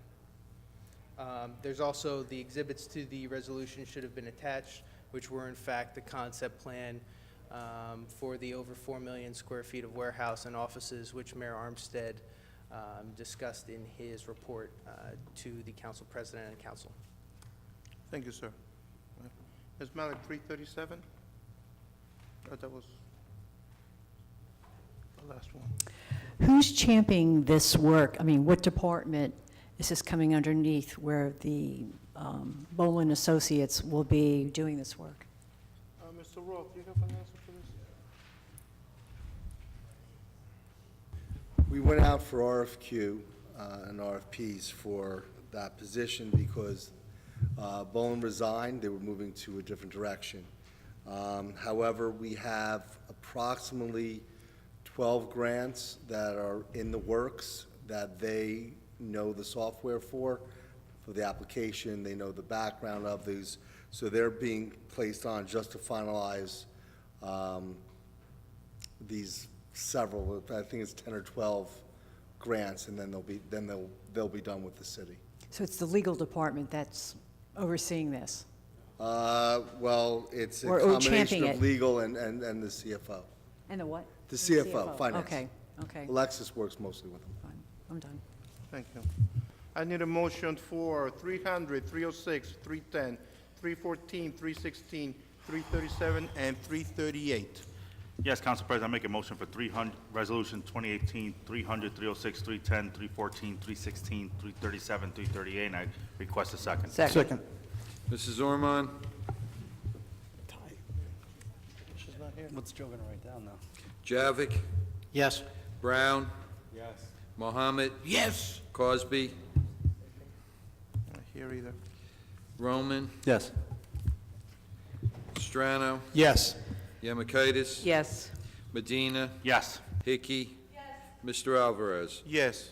We have two additional resolutions, 2018-340 and 341. Mr. Bode, can you please read 2018-340?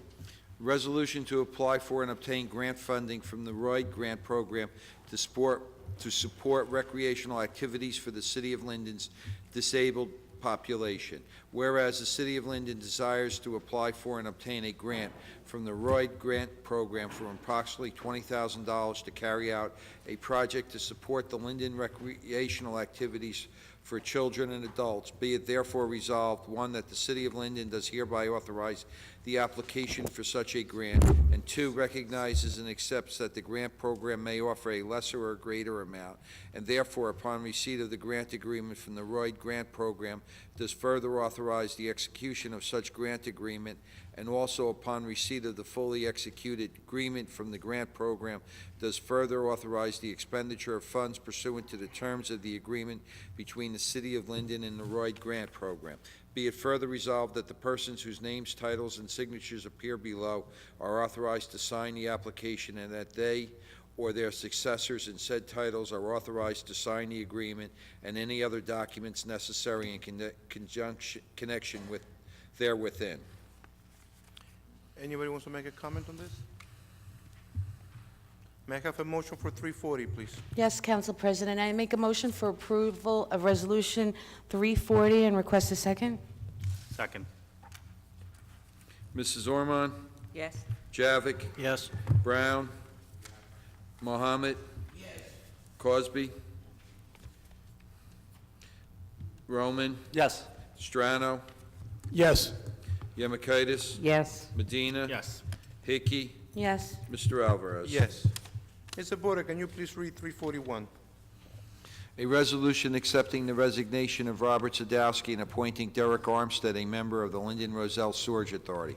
Be it resolved by the Council of the City of Linden that Section 1, Robert Sadowski, a member of the Linden Roselle Sewerage Authority, has submitted his resignation for a term commencing on February 2nd, 2016 and terminating on February 1, 2021. Section 2, that pursuant to the ordinance entitled An Ordinance Creating the Linden Roselle Sewerage Authority approved December 3rd, 1947, a certified copy whereof was duly filed by the city clerk in the office of the Secretary of State of New Jersey, Derek Armstead, residing in Linden, New Jersey, be and hereby is appointed a member of the Linden Roselle Sewerage Authority to serve the unexpired term, which term commenced on February 2nd, 2016, and terminates on February 1st, 2016, and until his successor has been appointed and qualified to exercise and perform all the rights, powers, and duties provided in the ordinance herein before mentioned and in NJSA 40:14A-1 at sequence, and the amendments and supplements thereto. Section 2, that the city clerk of the city of Linden shall certify a copy of this resolution and cause it to be filed in the office of the Secretary of the State of New Jersey. Any questions?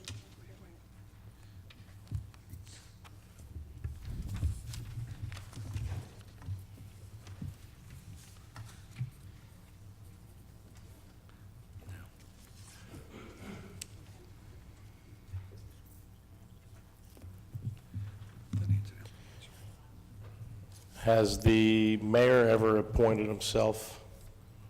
He's not appointing himself, we are. Oh, okay. So is that a direct, that's funny? Hey, Mr. Brown? enough. Is that funny, Mr. Brown? I call you Doo-Doo Brown Hey, because you say stop, you do Mr. everything, Principato. but you do nothing. Mr. Principato, stop. Now, what I'm gonna, Hey, what I- enough! the question I enough. have, is it a conflict of interest? No, there isn't. But I can have Mr. Antonelli answer, am I correct? There is no conflict of interest. Yeah, there is no conflict of interest. There is no conflict of interest? No. Thank you.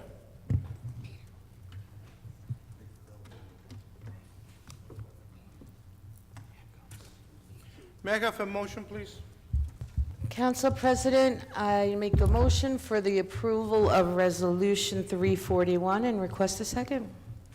Second. Mrs. Ormond? Yes.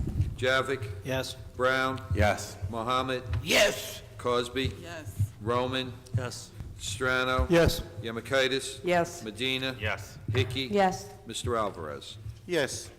At this time, we're going with ordinance first reading. We have ordinance 6263 through 6270. In your pages, you only have through 6269. We'll have 6270 will be read out loud. Anyone that wants to make a public comment, there will be no questions, just comments. Ms. Deputy Clerk, can you please read 6263? An ordinance to amend and supplement Chapter 2 Administration of an ordinance entitled, "An Ordinance Adopting and Enacting the Revised General Ordinances of the City of Linden, 1999, passed November 23rd, 1999, and approved November 24th, 1999, and as amended and supplemented. Add new Section 2-13.15 as follows: Fire watch work." Anybody wants to make any comments? In that case, may I have a motion, please? Council President, I would like to introduce ordinance number 62-63 and request a second. Second. Ormond? Yes. Javik? Yes. Brown? Yes. Mohammed? Yes. Cosby? Yes. Roman? Yes. Strano? Yes. Yemakaitis? Yes. Medina? Yes. Hickey? Yes. Mr. Alvarez? Yes. Ms. Conde, can you please read 6264? Bond ordinance providing an appropriation of $430,100 for the acquisition of various items of capital equipment for the Department of Public Works and authorizing the issuance of $408,595 in bonds or notes of the city for financing part of the appropriation. Does anybody want to make any comments? No questions? Ms. Mallett, please come up. Remember, there will be no answers, you just make your comments. I know in the past, when I've seen there's going to be this expenditure, or that expenditure, it's always kind of nice to list this. So you're saying $430,000. I don't know if I could have gone somewhere else to find where this list is, but it would have been nice to have just attached, what is this equipment for? Or what are these pieces of equipment? That's the only thing. Thank you. May I have a motion, please? Council President, I would like to request ordinance number 62-64 for introduction and request a second. Second. Ormond? Yes. Javik? Yes. Mohammed? Yes. Cosby? Yes. Roman? Yes. Strano? Yes. Yemakaitis? Yes. Medina? Yes. Hickey? Yes. Mr. Alvarez? Yes. Ms. Hoonan, can you please read 6265? An ordinance amending Chapter 7, section entitled Parking Prohibited at All Times on Certain Streets, 7-10 Parking Prohibited at All Times on Certain Streets. Add West 15th Street both sides, 60 feet west from the curb line of Southwood Avenue, and East Linden Avenue south side, 100 feet west of Ashton Avenue, and 50 feet east of the curb line. Does anybody have a comment on this ordinance, on this introduction? May I have a motion to introduce, please? Council President, I request a introduction on ordinance number 62-65 and request a second, please. Second. Ormond? Yes. Javik? Yes. Mohammed? Yes. Cosby? Yes. Roman? Yes. Strano? No. Yemakaitis? Yes. Medina? Yes. Hickey? Yes. Mr. Alvarez? Yes. Mrs. Hoonan, can you please read on its entirety 6266? An ordinance to amend and supplement Chapter 7 Traffic of an ordinance entitled, An Ordinance Adopting and Enacting the Revised General Ordinances of the City of Linden, 1999, passed November 23rd, 1999, and approved November 24th, 1999, and as amended and supplemented. That Chapter 7 traffic shall be, and the same is hereby amended as follows. Section 7-33 Handicap Parking Regulations, 7-33.1A Handicap Parking on Street. Add 503 Rosewood Terrace, 1 space. On the southeasterly sideline of Rosewood Terrace, 46 feet more or less southwesterly from the projection of the southwesterly curb line of Verona Avenue in front of 503 Rosewood Terrace for a length of 22 feet. The aforesaid space is specifically reserved and designated for the vehicle for Sheila Roman to be identified by license plate and placard number P1992630 issued by the city, and no other vehicle bearing or displaying handicap parking license plates and/or placards are not and shall not be permitted to park in such space. Thank you. Does anybody want to make a comment? No questions? Council President, Yes? I just want to let everyone know that I'm not related to Sheila Roman, but enjoy your parking space. For Anybody transparency. else? May I have a motion to introduce, please? Council President, I'd like to introduce ordinance number 62-66 and request a second. Second. Mrs. Ormond? Yes. Javik? Yes. Mohammed? Yes. Cosby? Yes. Roman? Yes. Strano? Yes. Yemakaitis? Yes. Medina? Yes. Hickey? Yes. Mr. Alvarez? Yes. Ms. Hoonan, can you please read I 6267? thought you were going to read the rest of them. An ordinance amending Chapter 7, Section 16 entitled Parking of Trucks, Section 1, that Chapter 7 Traffic, Section 7-16, Parking of Trucks shall be, and the same is hereby deleted in its entirety and replaced with the following. 7-16, Parking of Trucks and Trailers. Does anybody have any comments on this introduction? Mr. Principado?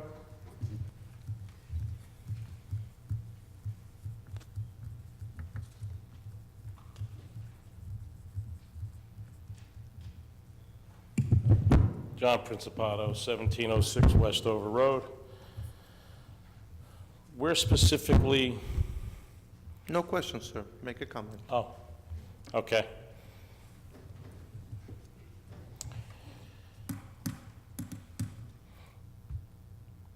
This is for parking of trucks and trailers overnight? Question mark? Okay, thank you, sir. Thank you. Anybody else? Question mark. I like that. That was very innovative. Can I have a motion to introduce, please? Council President, I'd like to introduce ordinance number 62-67 and request a second. Second. Mrs. Ormond? Yes. Javik? Yes. Mohammed? Yes. Cosby? Yes. Roman? Yes. Strano? Yes. Yemakaitis? Yes. Medina? Yes. Hickey? Yes. Mr. Alvarez? Yes. Ms. Honan, can you please read 6268?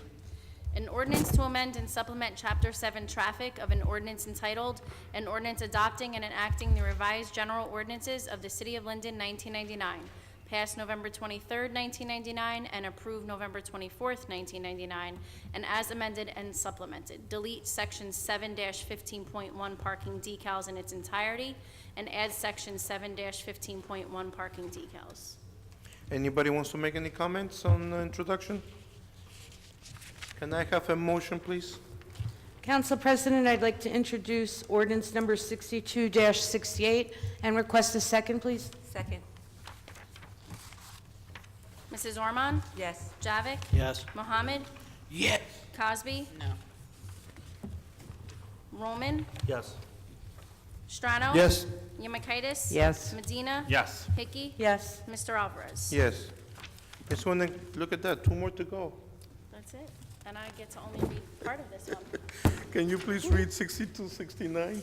An ordinance to amend and supplement Chapter 7 Traffic of an ordinance entitled, an ordinance adopting and enacting the revised general ordinances of the City of Linden, 1999, passed November 23rd, 1999, and approved November 24th, 1999, and as amended and supplemented.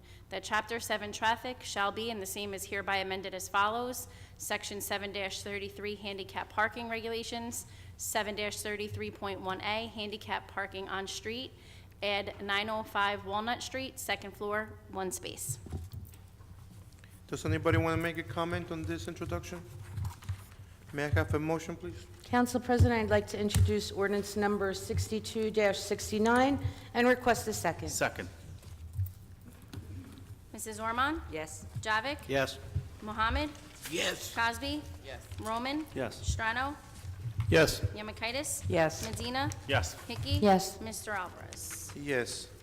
Ms. Onan, can you please read the last introduction of the day, 6270? Sure. An ordinance of the City Council of the City of Linden, County of Union, New Jersey, amending the Infinium redevelopment project, redevelopment plan, to the Planning Board for review and comment pursuant to the local redevelopment and housing law, NJSA 40A:12A-1 at sequence. Does anybody want to make a comment on this ordinance? Can I please have a motion to introduce? Council, Anybody will do. Council President, I'd like to introduce ordinance number 62-70 and request a second. Second. Mrs. Ormond? Yes. Javik? Yes. Mohammed? Yes. Cosby? Yes. Roman? Strano? yes. Yemakaitis? Yes. Medina? Yes. Hickey? Yes. Mr. Alvarez? Yes. At this time, comments from the members of the public in attendance on city business only. No personal, political, or derogatory comments, and it will not exceed 5 minutes. Is there anybody that didn't sign the list? Anybody else? In that case, can I have Mr. Halloran, please? Remember, you have 5 minutes only.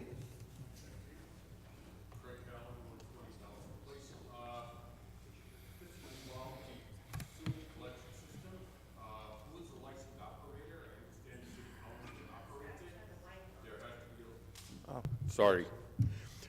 Who's the licensed operator for the collection system? No questions, sir. You make your comments. At the end, you have, the council people have a minute that they will answer any questions that you have put out on the floor. Okay.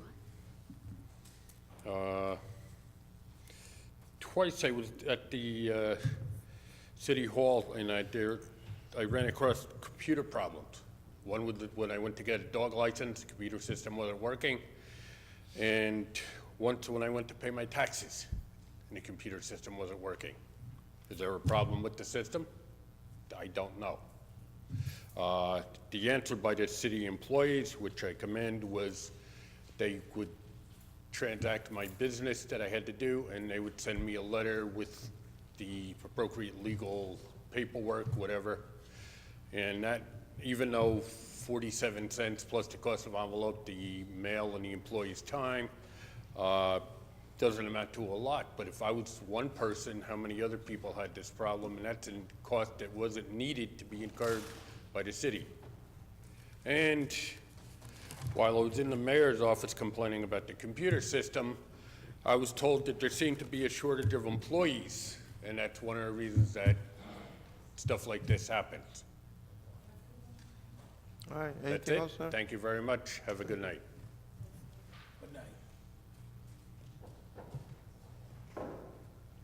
Mr. Steven Reno, or Rent? Ms. Wolverine?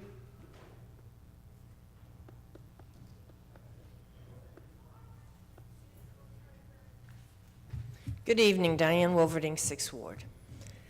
I get very upset when I read things in the newspaper and I hear things about the city that are not true. So I did some research.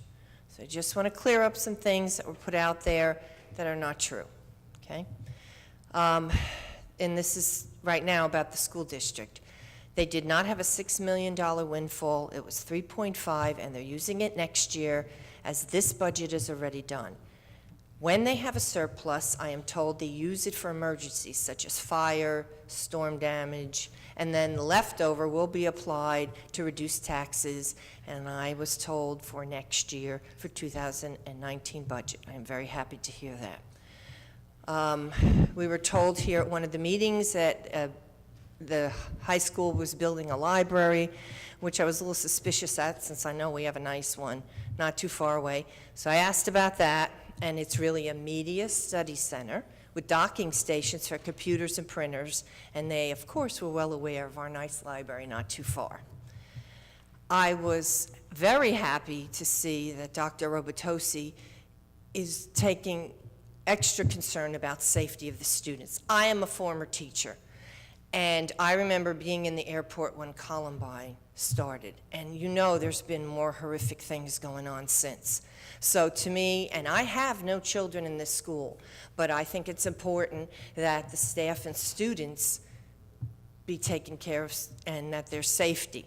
And I remember when I was in there voting, I actually walked down the hall because I heard kids singing in the cafeteria, and I just stood in the doorway.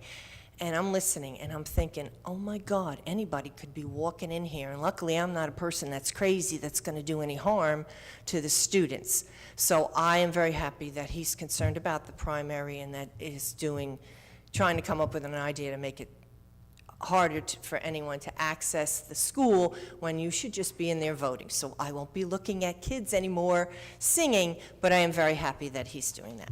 So I just wanted to bring that up because as a former teacher, to me, safety is important and should be to anyone else that has children in the school or a spouse working there or anything. So I just wanted to say that I'm happy that the school district is really taking this seriously. Thank you.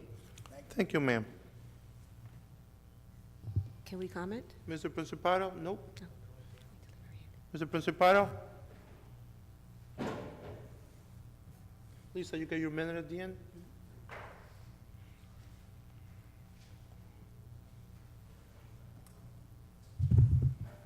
John Principato, 1706 Westover Road. I'd like to first congratulate all of the newly appointed fire recruits. I know at least a few of them for many years, and they're great men and women. And I'm sure they're going to do the fire department proud. And also the newly appointed fire lieutenants, I'd like to congratulate them. I didn't get a chance to see them. I'm not sure if they're going to be here. I'll definitely be at the promotional ceremony, whenever that's going to be. In the 7th Ward, after a video I posted on Facebook of the errant shopping carts and garbage that was on South Style Street across from 18th Street Park, I'd like to thank whoever it was that finally made them disappear, because it was an eyesore that I went by every single day, at least 3 or 4 times a day on the way to my business. And I don't know who took care of it, but I'd like to publicly thank them, whoever it may be. It's the it's the positive power of social media that bothers some people because it exposes the truths and a lot of problems a lot of times, most of the time, I have to admit. But I would like to thank whoever that may be. I'm not going to name any names because I can't name any personal people. I echo Ms. Wilverding's comments about the school district superintendent's decision to change voting from the schools to other locations. There's many locations. The fire department, firehouses have always been used, or they've been used in the last few years.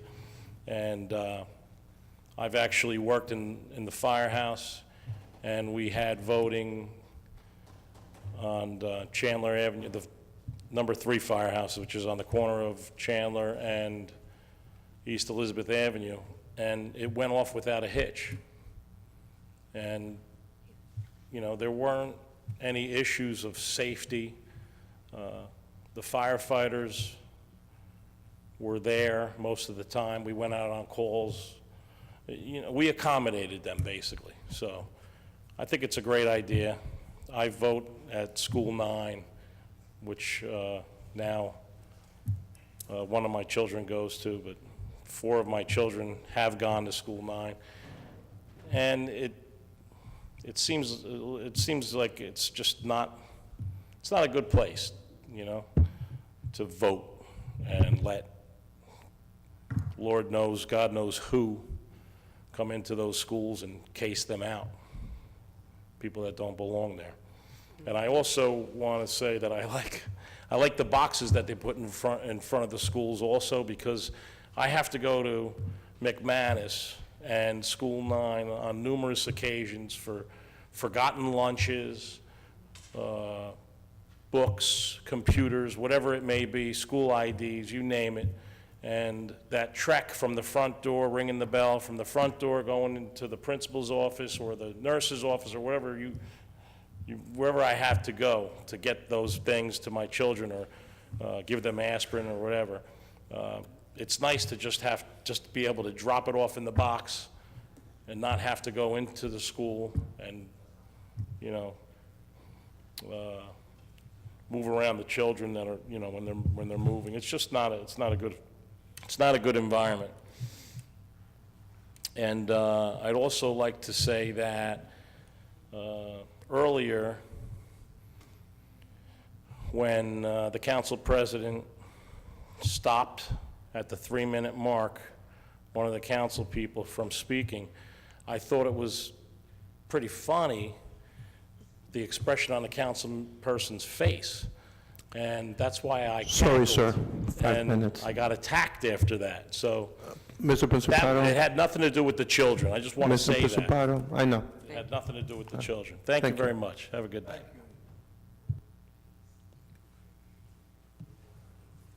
Mr. Mack?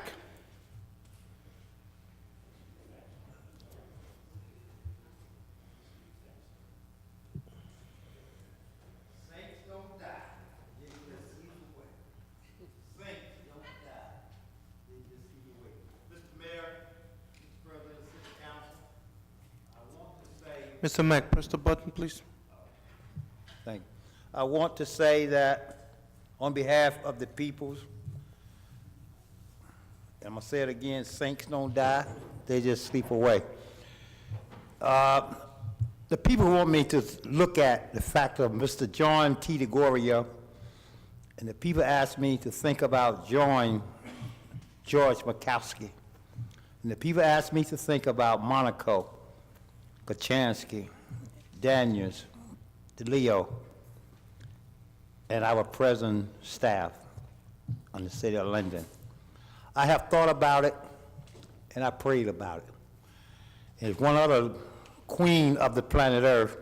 I can't pronounce her name, but you can ask Michelle Yamatitis. It was her mother, one of the most queens of the planet Earth. May peace and blessing be upon all of those that I have mentioned.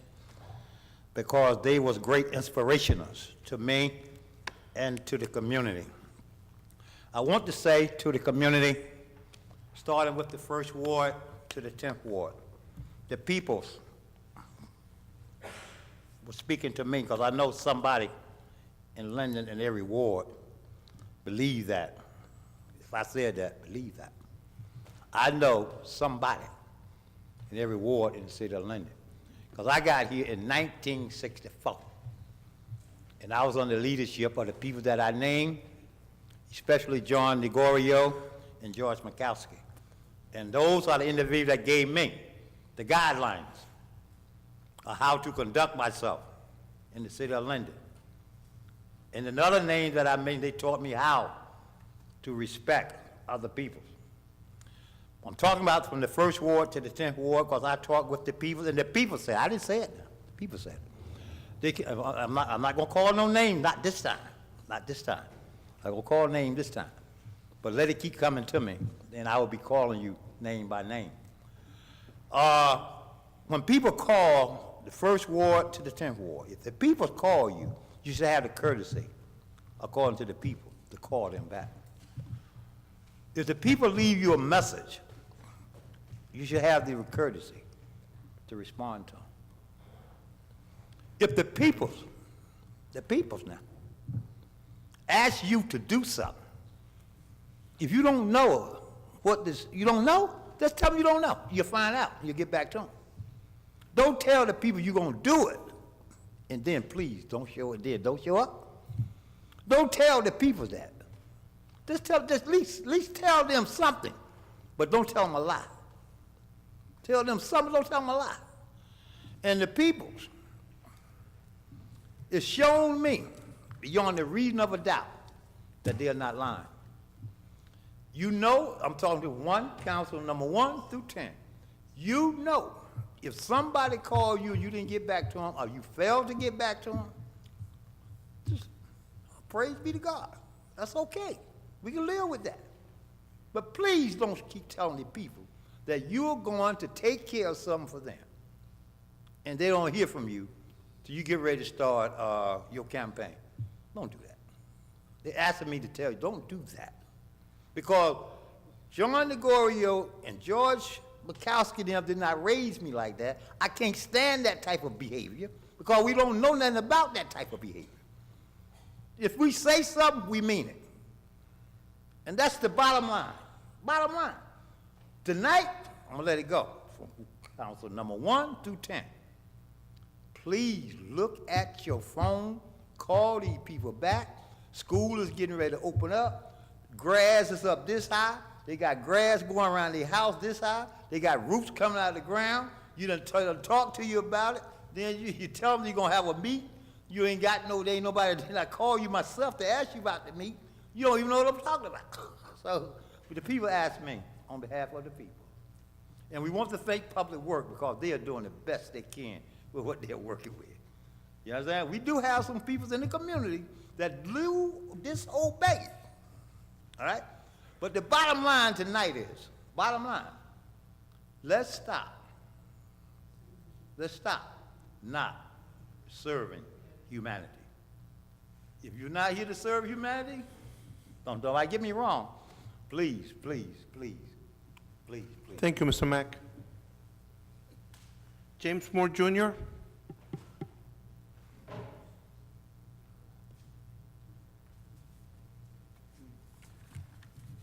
Yes, my name is James Moore Jr. I live at 19 East Linden Avenue. I am here representing myself and the members of the Linden Court Condominium Association.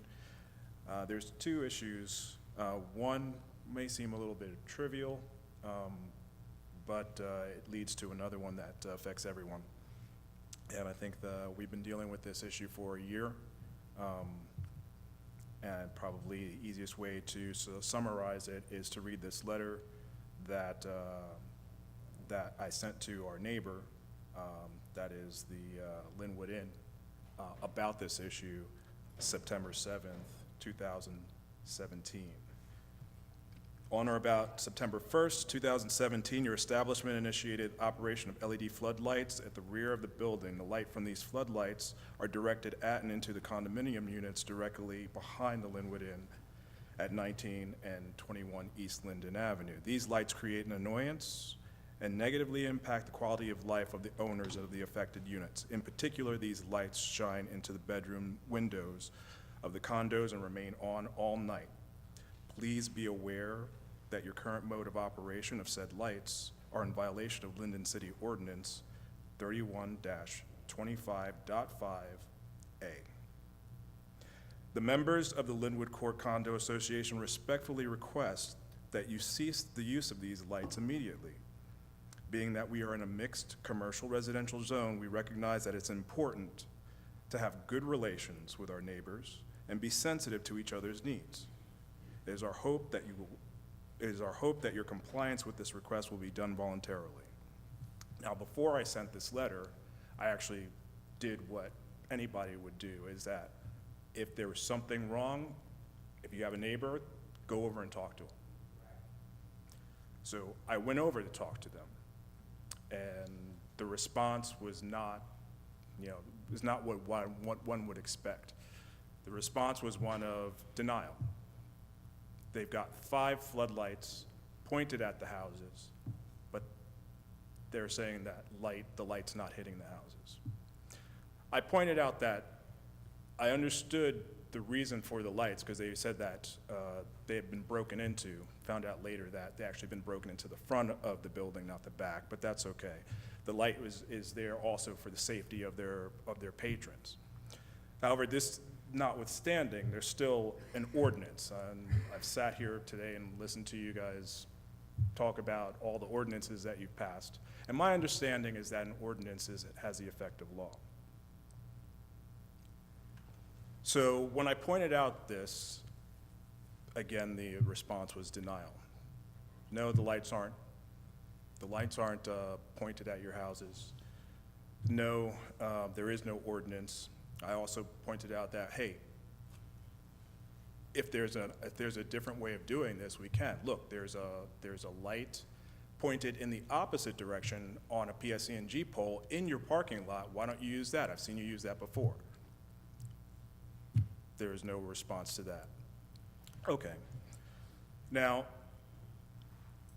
our next step was to go to our city councilman and see if we could smooth this out with a little bit of mediation. And again, I've heard some comments about doing things the right way. And so instead of being belligerent, we want to see if we can try to work things out maybe with a third party. And again, we've been going through this since last year around Labor Day, and I'm a patient person. And so I let that process go through. And I waited and I waited and I checked in, and it seemed like that my councilman was going to get a result, but that never materialized.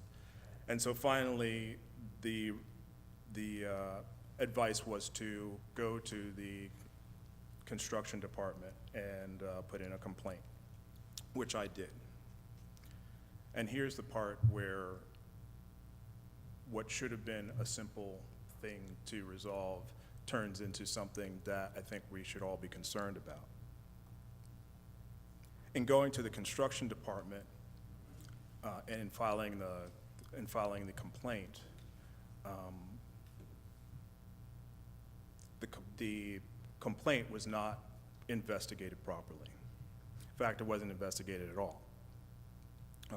Come to find out that members of the construction department have either a relationship with the owner of the Linwood Inn or have members of their family working for the Linwood Inn, so therefore my complaint was ignored. And even with going to my new council and having that go through some sort of mediation intervention, that has not materialized any result. Excuse me, Mr. Moore, your time is up. Can I have the letter that you send them? Sure. I just have one question for the council, is that if you're passing ordinances and you can't enforce ordinances, your ordinances have no effect. You're correct, 100%. Thank you.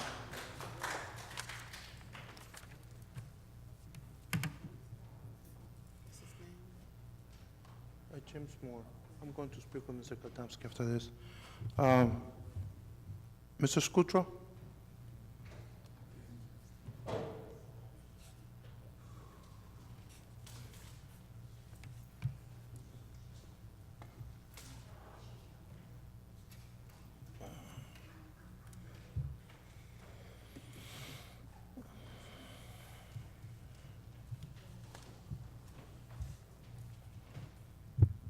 Bob Scutro, 416 Helen Street. Council President, got a question about how Uptown Linden Incorporated is operated. No questions. You make your comments for 5 minutes. well, my comment At the end, is my I will understanding answer that you it's in the here 1 to- minute. It's here to help the businesses of Linden on Wood Avenue. Okay? Now, I'm not sure if they still get grant money, but once the transformation done, I was informed that they bought a photo printer. Now, all of a sudden, we're supporting Six Flags Great Adventure. We have a picture of their map. We have a picture of their apparel in the front window. The whole window is displayed with Six Flags Great Adventure, all pictures and everything. Now, shouldn't this money be used to support the Linden businesses? The photo printer be taken to the stores on Wood Avenue, pictures of the stores, pictures of the business owners. Why is it being misused to support one man's ideas, to give him credit for what he does? This is specifically for Linden and Linden District, not for any one man's adventures and creations. Give me an answer, sir. Thank you, sir. The answer will be to you when I get my minute. I can't hear you, sir. I'll tell you later. Okay. Not right now. Thank you. At this time, I need a motion to close the public speaking part. I'd like to make a motion to close the public speaking part. Thank you. Mrs. Ormond? Yes. Javik? Yes. Mohammed? Yes. Cosby? Yes. Roman? Yes. Strano? Yes. Yamakaitis? Yes. Medina? Yes. Hickey? Yes. Mr. Alvarez? Yes. I would like to know who in the council would like to, 1,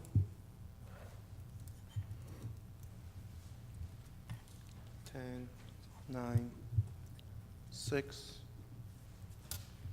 5. Okay.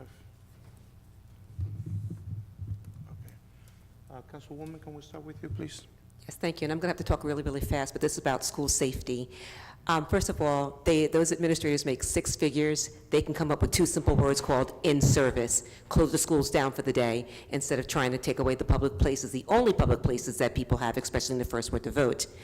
And if you think that Election Day is your safety issue, you need to live where I live, where you can see some of the serious safety problems that the high school has. It's awful, but that's neither there. You have to have public places to vote. It's a state statute. They cannot kick us out of the schools. And like I said, they closed the daggone schools. I was on that board for 8 years, and we made the calendar. We can go primary day, in service. It's just that simple. They make 6 figures. If they can't come up with that solution, I'm scared. That's just that simple. And that's not the biggest problem in terms of safety. Most of the polling places don't peak until after 12 o'clock. Give the kids a half day. There's other solutions. We pay them a lot of money to brainstorm and use their heads to come up with solutions. Thank you, and not shut the Councilwoman. doors like they did in the 50s to suppress the vote. Thank you.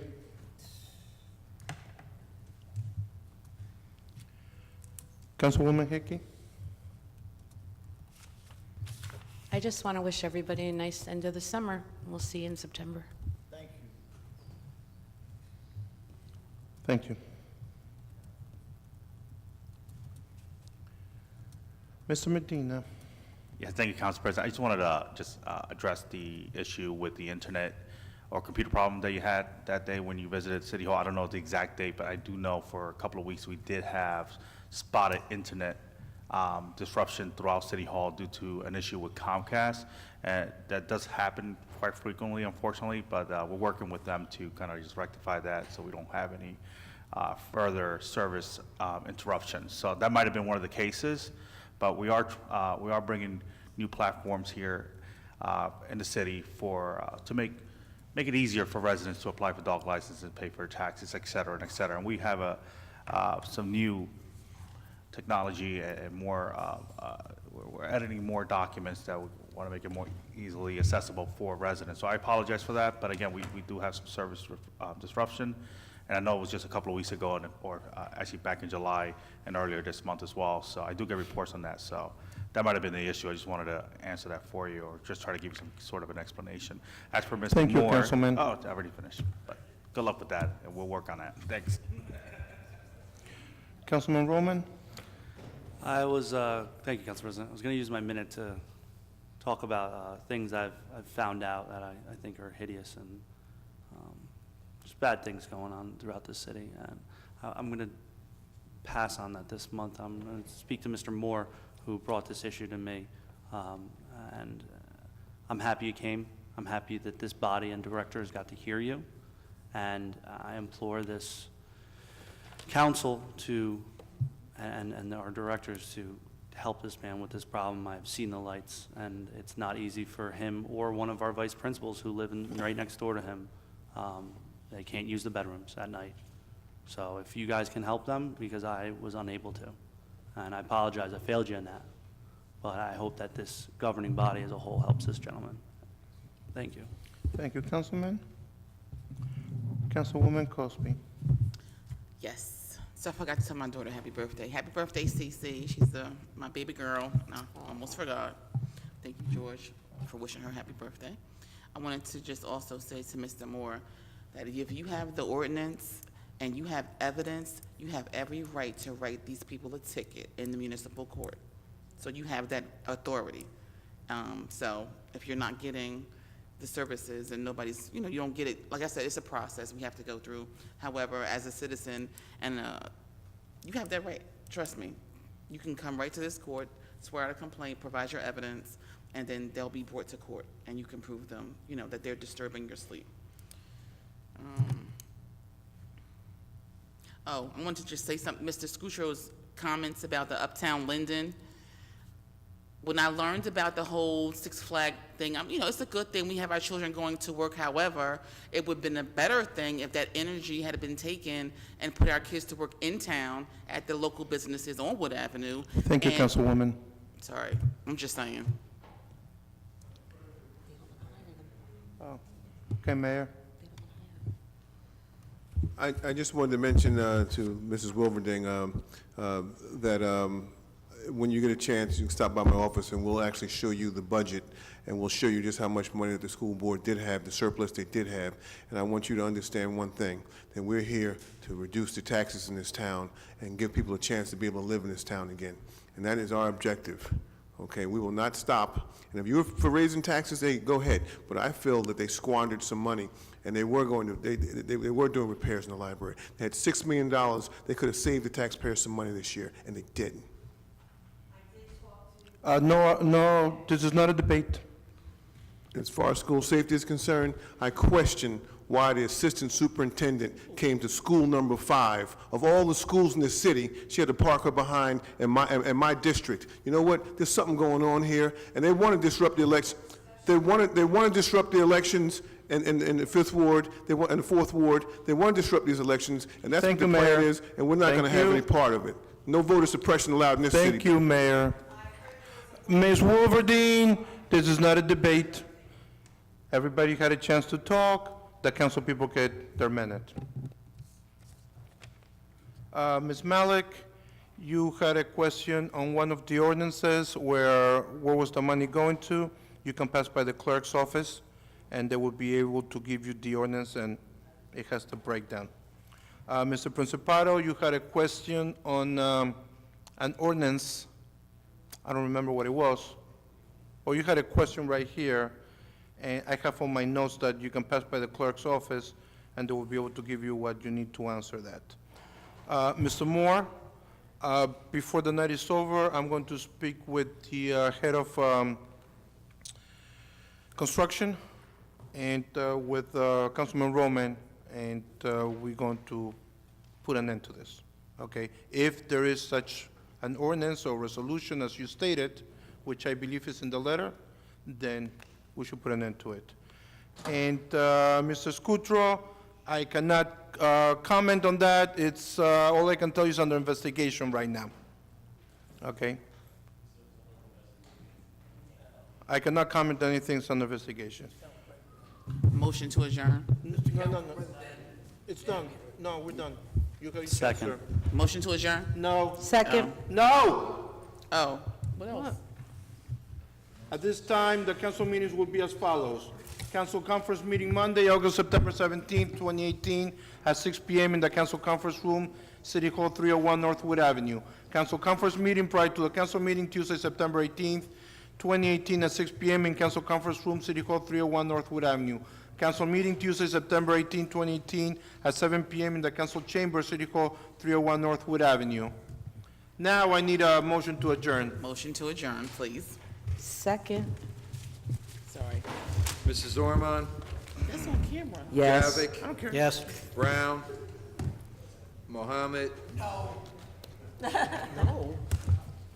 He's just being a wise guy. Cosby? Yes. Mrs. Cosby? Yes, I say yes. Roman? Yes. Strano? Yes. Yamakitis? Yes. Medina? Yes. Hickey? Yes. Mr. Alvarez? Yes, we adjourn. Take care.